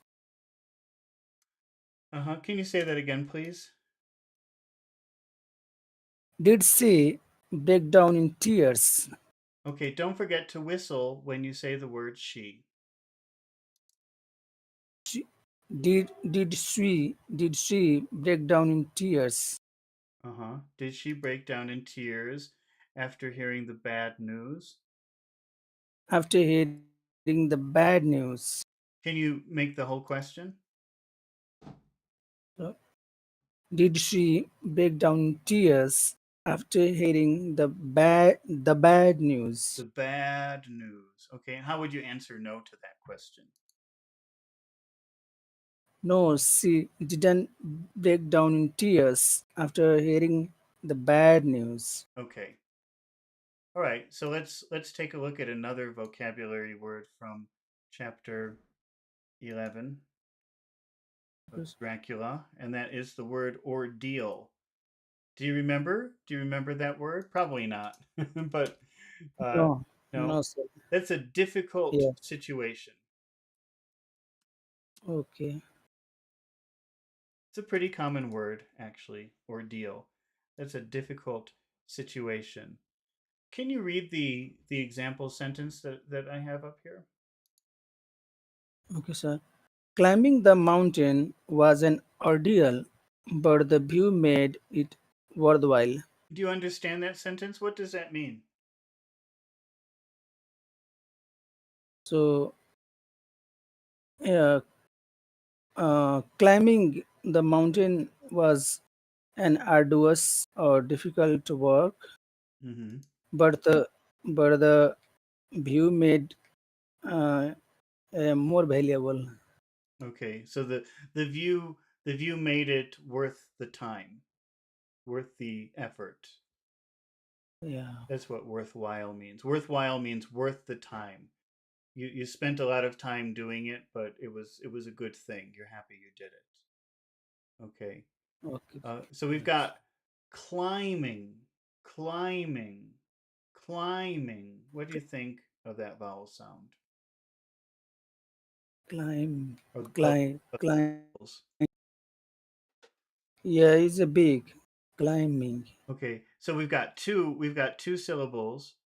I, I. Yeah, One is very big, I, very small. yeah, I, Climbing. Can you say that word? climbing, Cli- climbing, Mhm. How about climbing the? Is that big? The. climb. The is a small. Climbing the. Climbing the. Climbing the Okay. How about the next word? What is the next word? is a mountain. Mountain. Ow. Ow. Uh, Are those big sounds? Ow, Ow. Ow. yeah, is a big. Both Ow or just one? is a first. Okay. Is a ow All right. Can you say that word?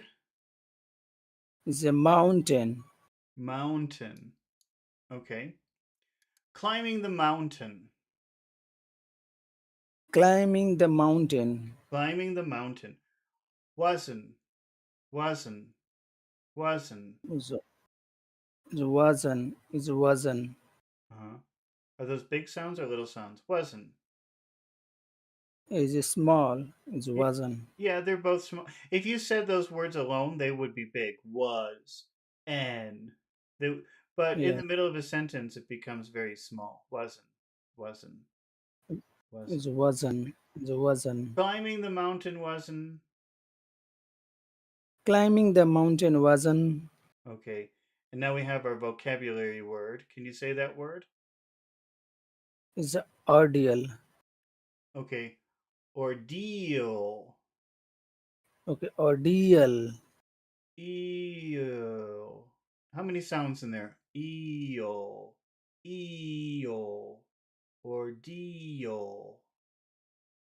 Is a two eel. How many syllables does ordeal have? Ordeal. D. L. I guess that's two. It almost Yeah. like three, but I guess it's two. Yes. Ordeal. Yeah, but it's Or and deal. a very long sound. Eel. Eel. It's three Yes. sounds. Deal. Deal. Yeah. Yeah. Ordeal. Last is long. Hmm. Yeah. Can you say the whole phrase? Climbing the mountain was an ordeal.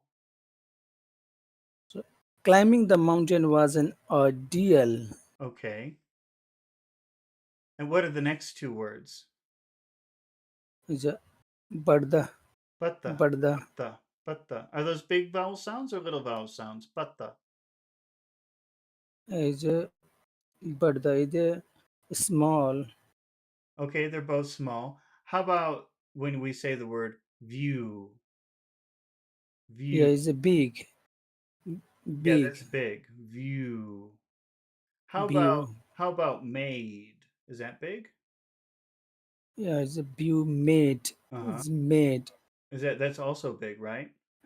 Yeah, so big. Yeah, Okay. And how about what if we say view made it? View made it. View made it.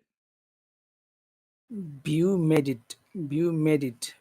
What about that it? Is that a big vowel sound or a little vowel sound? It. It is small, Okay, but the view made it. but the view made it. Hmm. Okay. And what is the final word in that sentence? Is a worthwhile. Is a Wo- worth. Okay, While. let's start with the word worth. Worth. Can you say that word? Worth. Worth. Worth. Is that a big sound? Worth. Worth. Whoa. Is that a long Yes. sound? It is long. Worth. Say Is it a again. long worth. Say it Is again. a worth. Worth. Is a worth. Yeah, make it a little Worth. longer. Worth. Worth. Worth. Hmm. How about the next word? Wayo. Wayo. Is that a big sound? Yes. YL. It's three sounds. Wa. It's a e o. Wai. A A E O. Wayo. Y L. Wayo. YL. YL. Worthwhile. Is worthwhile. Yes, but While. when you have two words together, it's the first word is usually the one that has the emphasis. So you put more emphasis on the word worth, and you say worthwhile. Is worthwhile. Mhm. Climbing the mountain was an ordeal, but the view made it worthwhile. Climbing the mountain was an ordeal, but the view made it worthwhile.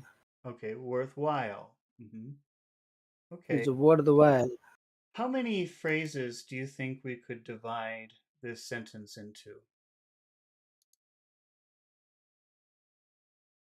Eh, uh, three maybe, but we can do two also. Okay, what would be the three? Okay. Climbing the mountain was an ordeal, but the view made it worthwhile. So Is you worthwhile. want to separate worthwhile and make that a phrase like that? Is Yes. that what you say? Okay. Yes. Okay. Let's try that. So we've got climbing the mountain was an ordeal. And if you had to pick one word that was super important in that phrase, which word would you pick? Yeah, was an ordeal. Ordeal? Okay. Yeah, ordeal. Where's the accent on which syllable has the accent on ordeal? Is it the first It's a syllable or the second? second It's the second. second syllable. Okay. Second syllable. All right. Uh, how do you want to sound? Do you want to sound serious or do you want to sound friendly or nice or fun? What do you think should be our tone? Yeah, it's a fun. Fun? It's a high rising tone. Yeah, rising tone. Okay. Well, but this is at the end of a phrase, so what you have to do is make it high, but then by the time you finish the word, it must go down. So Yes. it would be or uh ordeal, ordeal, Ordeal. mhm, Ordeal. ordeal. Okay. So you can start high with climbing. Climbing the mountain was an ordeal. Ordeal. Climbing the mountain was an ordeal. Ordeal. Deal. Ordeal. It's hard for me to hear that too. It's really hard. But so start climbing the mountain was an ordeal. Climbing the mountain was an ordeal, Okay. Now, if we take a look at the next phrase, but the view made it, where but the view made it. what do you think is the most important word in that phrase? Yes, the view. Yeah, I think so. I think you're right about that. Okay, now do you want to make this sound serious or happy? The happy. Okay, so how would you pronounce that word? Yes, the view. View, make it try a higher tone. View, It's a view, view, but the view. but the view. Okay, and because we want to finish the tone probably on a lower sound, but the view made Yeah, but the view made it but the view made it. view But the view. ordeal view high tone. Okay. So ordeal, but the view hmm made it. Made it so go down because it's the end of a phrase. You want it to maybe finish uh, in a lower tone, but the view made it. But the view made it. Climbing the mountain was an ordeal, but the view made it. Climbing the mountain was an ordeal, but the view made it Okay, and what is our final phrase in this sentence? is a worthwhile. Okay, While all right. And which word do you think we should emphasize? Worth or is a while? worth Okay, is a worth okay, is a yeah. worth. Because when you have two words together like that, it's usually the first one that we're going. Yeah, All right. yeah, yes, yeah. Let's see. Worthwhile. How will you say Is that? a worth is a worthwhile. View, worth, deal, high tone. Okay, be okay, okay. View worth worth. Hmm. Okay. So climbing the mountain was an ordeal, but the view made it worthwhile. Climbing the mountain was an ordeal, but the view made it worthwhile. Can you say nor? Nor, Is nor is nor a nor, a nor, anor zanor, zanor, zanor, jan, janor was an or, was a nor was an ordeal. was an ordeal. Climbing the mountain was an ordeal, Climbing the mountain was an ordeal, but the view made it worthwhile. but the view made it worthwhile. Okay. How would you make a yes no question with the sentence, climbing the mountain was an ordeal?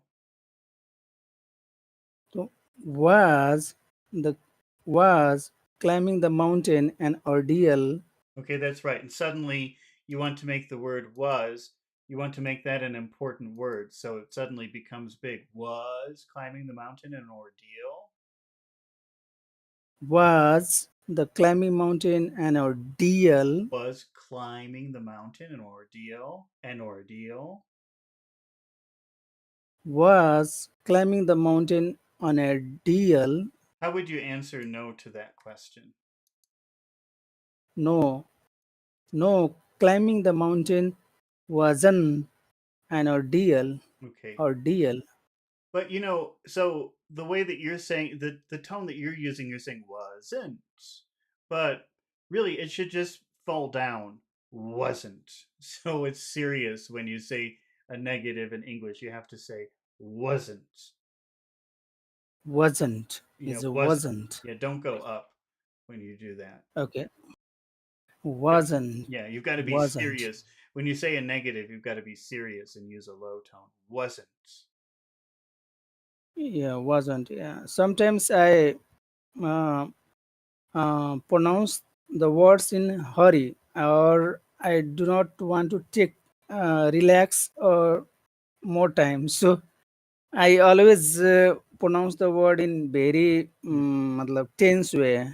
Yeah, Yeah, so you it have to is relax. difficult. Yeah, You have to yeah, relax a little bit. yes.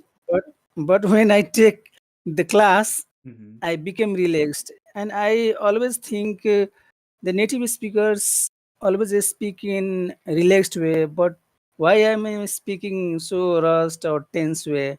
Well, So I because also now following the and matlab, I have to speak in very relaxed way. No, yeah, tension. you just take your time. Hmm. Yes, Okay. yes, yes, Uh, do you know the? Have you ever seen the word fond before? Fond. yes, It's yes, pretty yes. common. You've seen that before, yeah. So, Yeah, but surprisingly, a lot of people don't know that word, even if they've studied English for a long time. They don't. They don't. It just means to like. It's a nicer way of saying that you like something. yes, yeah. Can you read the sentence that I have up on the screen? What does it say? So he grew fond of the little village during the vacation. During his vacation. Okay. So if we have the first two words, he grew, He grew. he grew, Okay. he grew. Are those long vowel sounds or are they short vowel sounds? He grew. He grew. Grew is longer. Yeah, so it's not grew, it's grew. Grew. Is grew, is grew. Grew. He grew. Can you say the two Yeah, words it together? is he grew, he He, grew. he grew. He grew. How about fond of? Fond of. Fond of. What do you think about those vowel sounds? Ah, ah, Yeah, is a long Yeah, so it's not ah, it's ah, uh, uh, ah. uh, uh, uh, He grew uh, uh. fond of. He grew fond of. He, he grew Mhm. fond of. He grew fond of the. He grew fond of the Okay. And then we have little village. Little. It it little. It Are those e, big sounds or e, little vowel sounds? is a small, the Okay. Little. little. It It's just it he grew fond of the little. He grew fond of Hmm. the little Okay. And then we have village. Village. It the village. it it E, it yes, Are those e, big vowel sounds or little vowel sounds? be lay, b, Yeah, it's b, not really b. E. It's more in the back of your throat. You've got to push that E a little bit back. Eh. Maybe do Is your it maybe do your make your tongue go back a little bit, like push back your tongue like you're doing a Y. Village. village, Yeah, village. like that. It's more like that. Okay, yes, small village. Yeah, but it's still Yes. big. It's still big, but it's not E. It's a different sound. It's I. I. Okay. A. Village. Okay. Okay. V.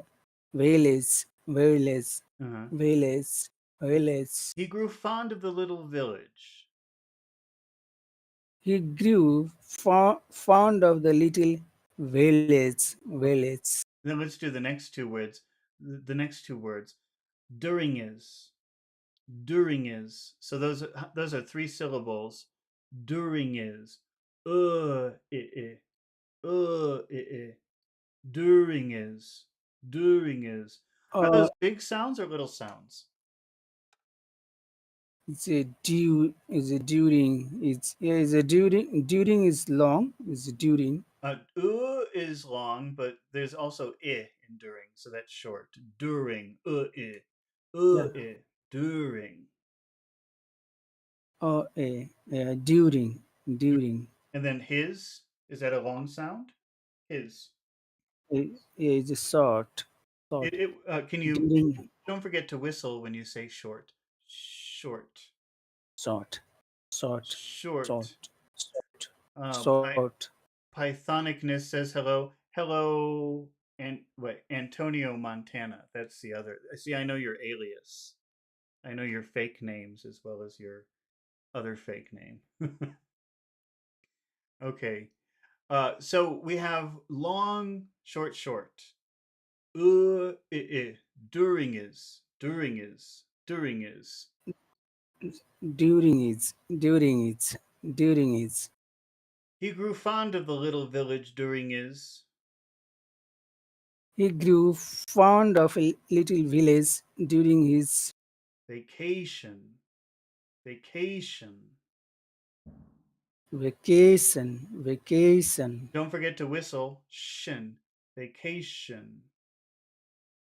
Vacation. That's Vacation. good. That's good. Vacation. There are three vowel sounds. There are three syllables in that word. Are they big or small? Are they long or short? Is a ca cation. Is a K is part CA. Mhm. Part is longer. K. So we have vacation. Vacation. A, a vacation, Vacation. AO, Uh, vacation, it's three. It's three. A. A, Vacation. vacation, Mhm. vacation, He grew fond of vacation. the village. He grew fond of the little village during his vacation. He grew fond of the little village during his vacation. Okay, he grew fond of the little village during his vacation. He grew fond of little village during his vacation. Of the, of the. Don't forget the word the. Of the. Of of the, of the. Mm-hmm. All right. How many phrases do you think we could divide this sentence into?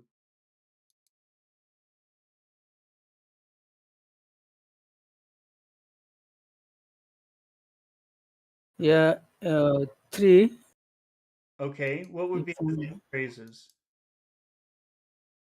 So he grew fond of the little village during his vacation. So what is the We third can do phrase? it. Go ahead. We can, yeah, we can do in two ways Yeah, also. yeah. He, Which do you prefer? I prefer. Uh, he grew fond of the little village during his vacation. So you like three? Yes, Okay. All right. So in the first word, or in the first phrase, what do you think would be the most important word? he grew fond. Okay. So fond is the most important word. That's also the end of the phrase. So is this a happy sounding phrase or a serious phrase? He's happy, All right. happy. So that means that when we finish this phrase, when we say this word fond, we'll have to start Yeah, high and finish low. Fond. yeah. Start is a fond. Is a Fond. start high and yeah, finish low. Yeah. So, but we'll also say Fond fond. Fond. So it'll fall down in the middle of the word. It'll just go down. Fond, like that. is fond. Uh-huh. Yeah, before D sound, I should think that it should be fall. Eh, before D, fond. Yeah, Fond. Yeah, by the time you get to D, you want to be low, yeah, a little bit low. Okay, but so we've got probably what you would want to do is start high at the beginning of your phrase. So he fond. You know, this is going to be yeah. the He same sound. He fond. He fond. he grew fond. So you have to go up, down, up, down. He grew Yeah. fond. He grew fond Mm-hmm. All right. So that's our first phrase.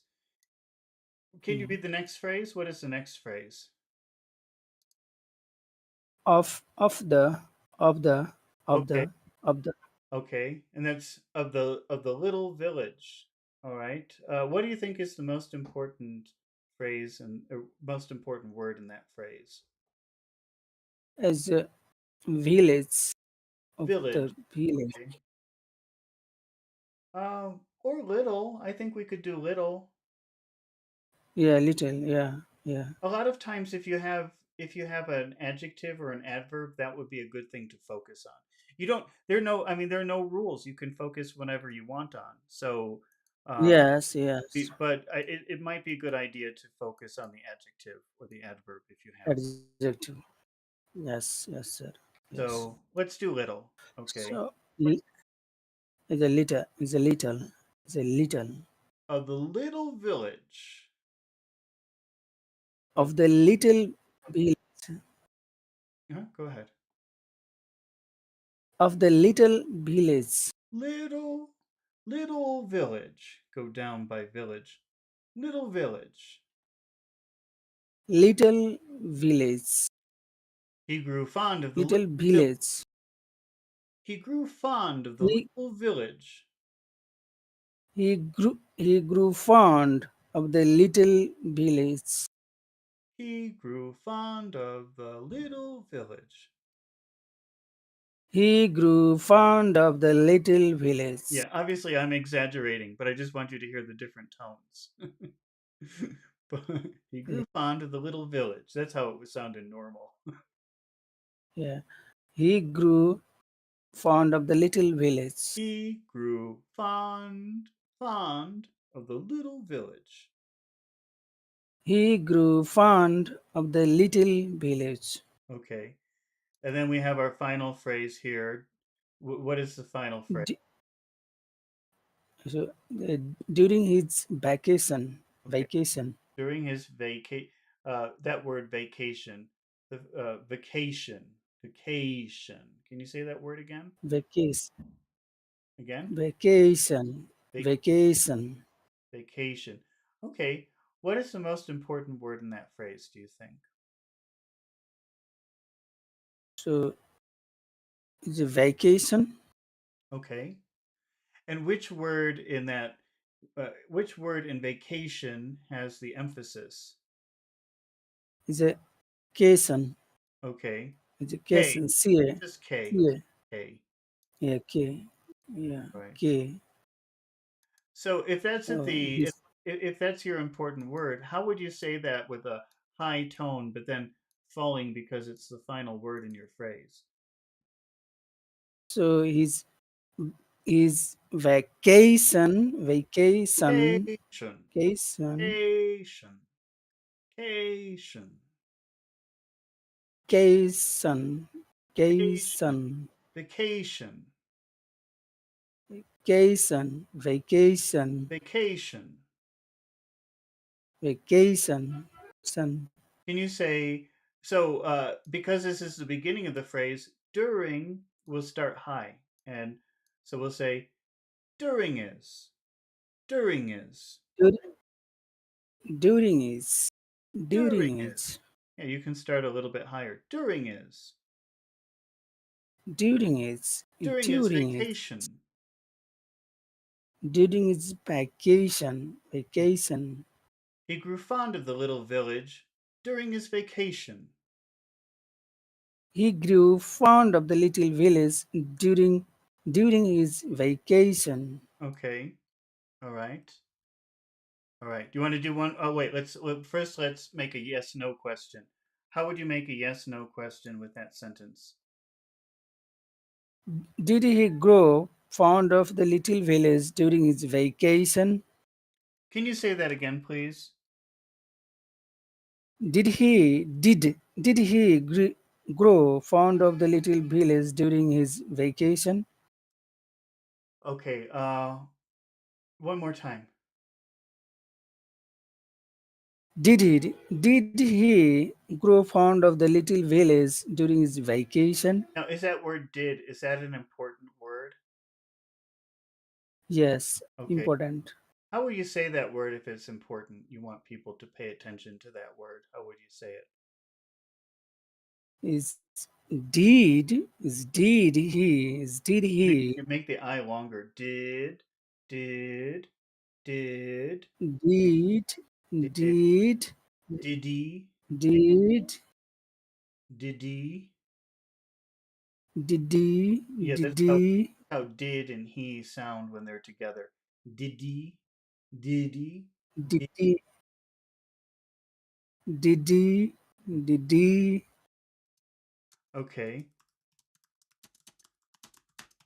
Uh, did he grow fond of the little village during his vacation? did he grow fond of the little village during his vacation? Okay. All right. And how would you answer no? No, no, he didn't didn't fond of didn't grow fond of the little village during his vacation. Can you say that again, please? No, no, he didn't grow fond of the little village during his vacation. No, he didn't grow fond of the little village during his vacation. All right, No, go ahead.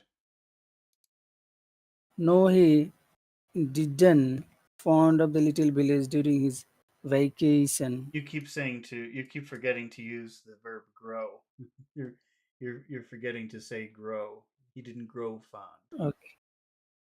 He didn't grow, yes, fond. Mhm. Yes. Try to say it again. No, he didn't grow fond of, yeah, what, no, he didn't grow fond of, what other, Of the I little cannot village. remember. Of the little village. Of the little village during his vacation. Okay, vacation, not vacation, but vacation. If you're going to pronounce if you're going to try to fully pronounce that syllable, you don't have to. You can say the vacation, but if you're Yeah. going to pronounce it, it has to be they, e, they, vacation. Okay. During day vacation, During his vacation.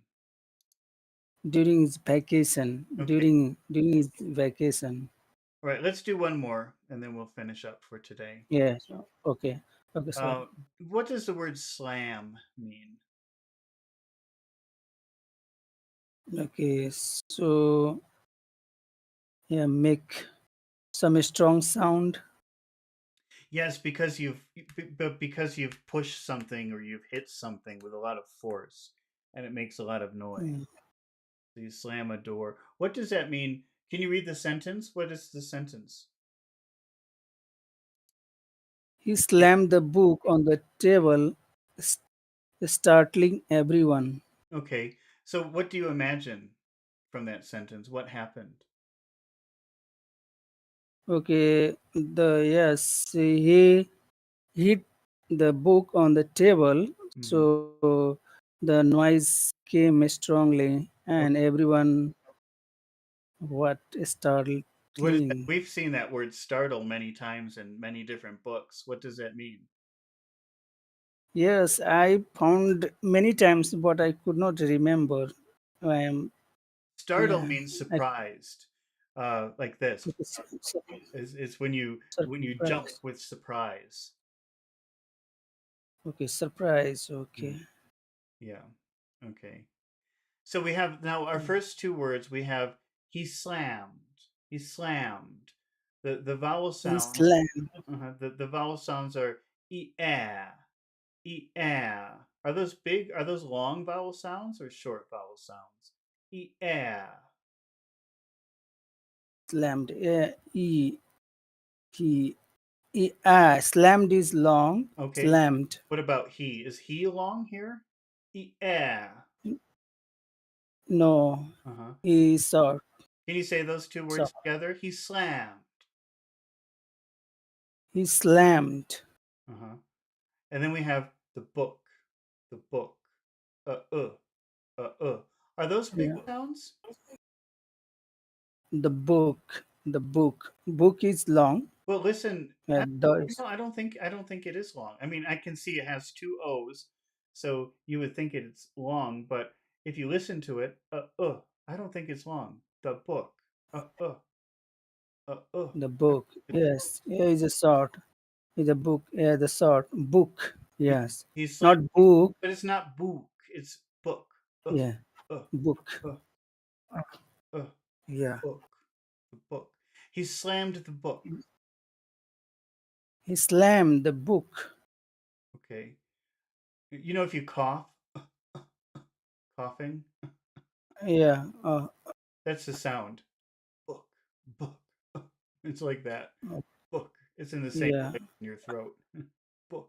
Yeah. Uh, He slammed book. the book. Book. He slammed the He book. slammed. He slammed the book. What about the Book. next two words? Anda, anda. Are those big sounds? Anda. Are those long vowel sounds? Anda, anda. Short. Uh, uh. Short. Okay. Short on So on he the slammed the book anda. He slammed the book on the Hmm. Finally, we have table. Table. Is that a big sound? table. Here's a big Okay. table. Well, it's got a big sound and then a little sound. Table. A. A, Mhm. He slammed the book on the table. he slammed the book on the table. Mm, It's a T. A is Table. a long. Yeah. A is definitely long. He's Yeah. we need a long sound because we have this phrase the book on the and there's nothing big in there. It's all small vowel sounds, so we need something big eventually. He slammed the book on Yeah. the table. He slammed the book on the table. Okay. Table. And then we have startling. How many syllables are in that word? Startling. Link. Startling. To start. Really, it's Link. three. It's three. Startling. Startling. That's three. S- Startling. Yeah. Startling. Startling. S- Startling. s- Startling. Hmm. Startling. What do you think about the vowel sounds? Are they big sounds or little sounds? Eh. Eh. Yeah, it's a long. It's or a. Yeah, so it's long, short, short. Startling. Mm. Startling. He, Startling. he slammed the book on the table. Startling. He slammed the book on the table. Startling. Okay, and then we have everyone. Everyone. It's Eh, everyone. Everyone. every. What do you think about the vowel sounds in every? Every. Every. Are those long sounds or short sounds? E. E. E. A e a e E. every. E. Which one is long? Which one is short? A a is short. I think A e. is pretty long. Every. Every. Yeah. E. A is long. You hear the A difference? e. E. E. Yes. Difference? Yeah. A is taking more time. A Yeah, it e. does. It takes more time. Every. Every. Every. Every. Every. Every. What do you think about one? Is that a big sound? One is wa. Yeah. Yes. Also. It is. w- Yeah, and also we have one syllable finishing with a vowel sound. Every ends with e, and then one starts with oo. So we'll have to make what do we have to do now? Yeah. Is e sound should be there Yeah, middle. double the e sound. Everyone. Everyone. Everyone. Everyone. Everyone. Startle, Everyone. startling everyone. Startling everyone. Okay. All right. How many phrases? Oh, let's say the whole thing. He slammed the book on the table, startling everyone. He slammed the book on the table, startling everyone. Table. Table. Book. Book. Book. He slammed the book on the table, He slammed the book on the table, startling everyone. startling everyone. Okay. All right. How many phrases do you think we could divide this into?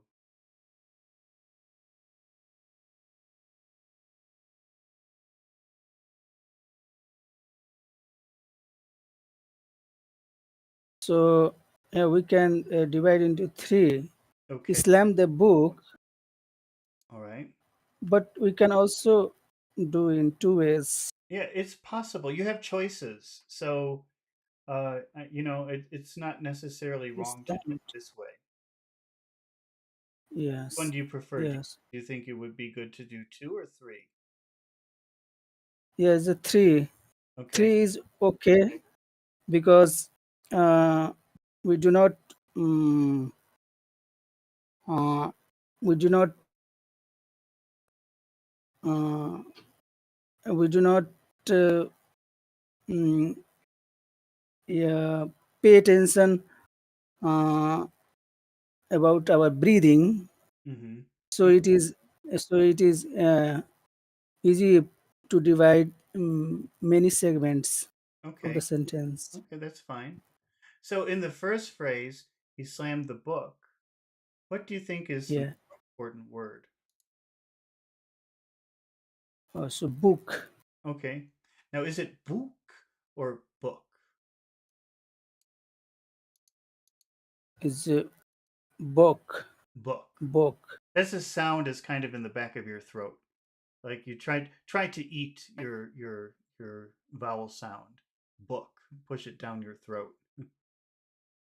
Book. Book. Book. Book. Uh-huh. So it's not book. Book. It's not book, but it's Yes. book.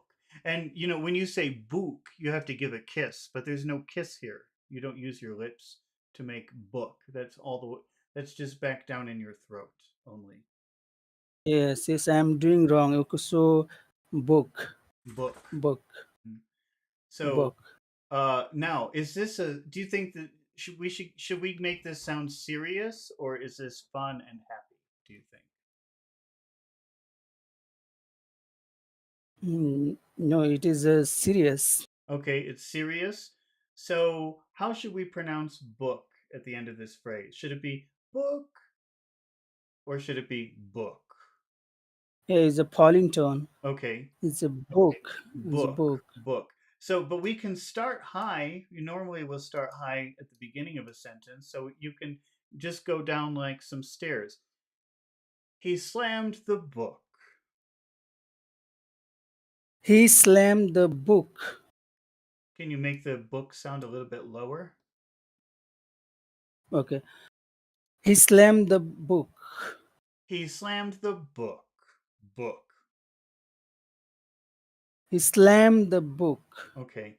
Well, it's really hard to hear the high and the low tones. That's something that you have to get used to. But if you let's compare. He book. Can you hear the difference? He, that's how you start, and then you finish book. Okay. He book. He, He and now you just go down. he He slammed the book. he slammed the book. Okay. He slammed the book. Okay.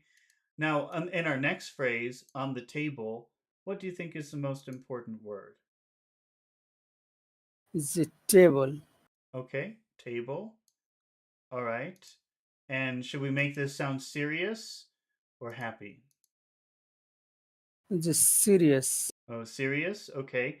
So we can start with on, but then by the time we get to table, we have to be table, on table, on the table, On the table.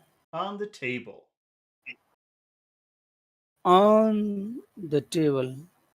table. That's a big sound. Table. Table. Table. Okay, but now let's do a low tone. Table, Table. table. Table. He slammed the book on the table.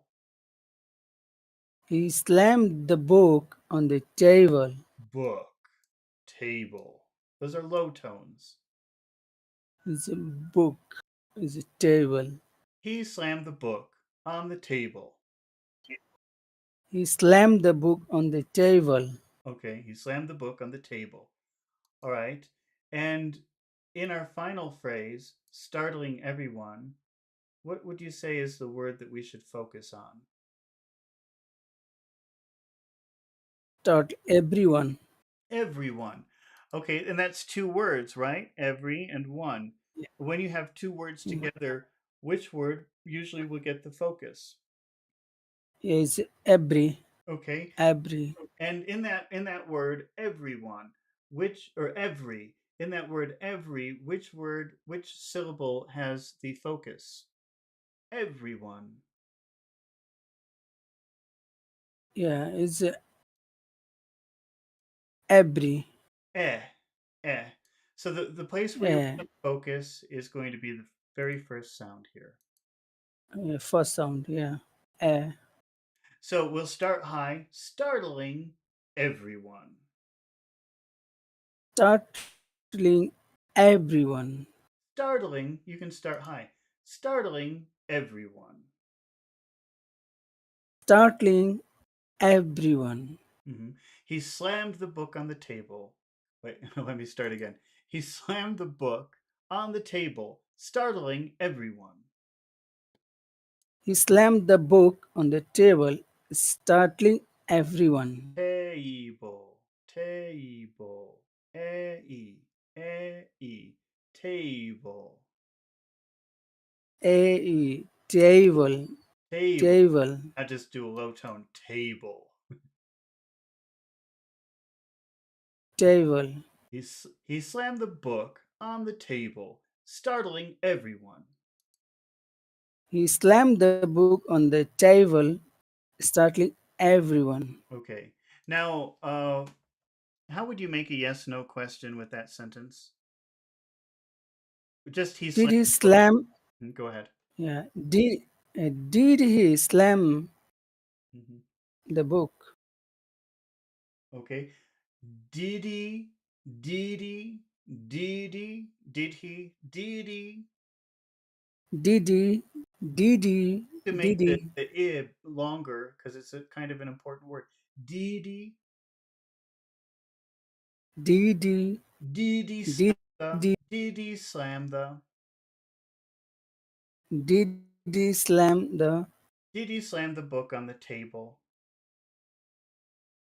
Did he slam the book on the table? Okay, and how would you answer no to that question? No, he didn't slam the book on the table. No, he didn't slam the book on the table. No, he did. No, he didn't slam the book on the table. Didn't. Didn't, didn't, didn't, did. Didn't. No, he didn't. Didn't. No, he didn't. No, he. No, he didn't. No, he didn't. Okay. All right. Well, I think that we have to finish here for today. Thank you, sir. So Thank you, sir. I should be returning with Gone with the Wind tomorrow morning at the usual time, which would be about Uh, 11 hours from now. Okay. yes, Want to sir. practice some Okay. more? We can do that in about 11 hours. All right. Okay, sir. Thank you, Okay. sir. Well, thank you everyone for watching. Thank you for all your comments and questions, and I hope that you return when we continue reading a chapter and then practicing pronunciation and vocabulary. All right. See you later. Goodbye. Bye.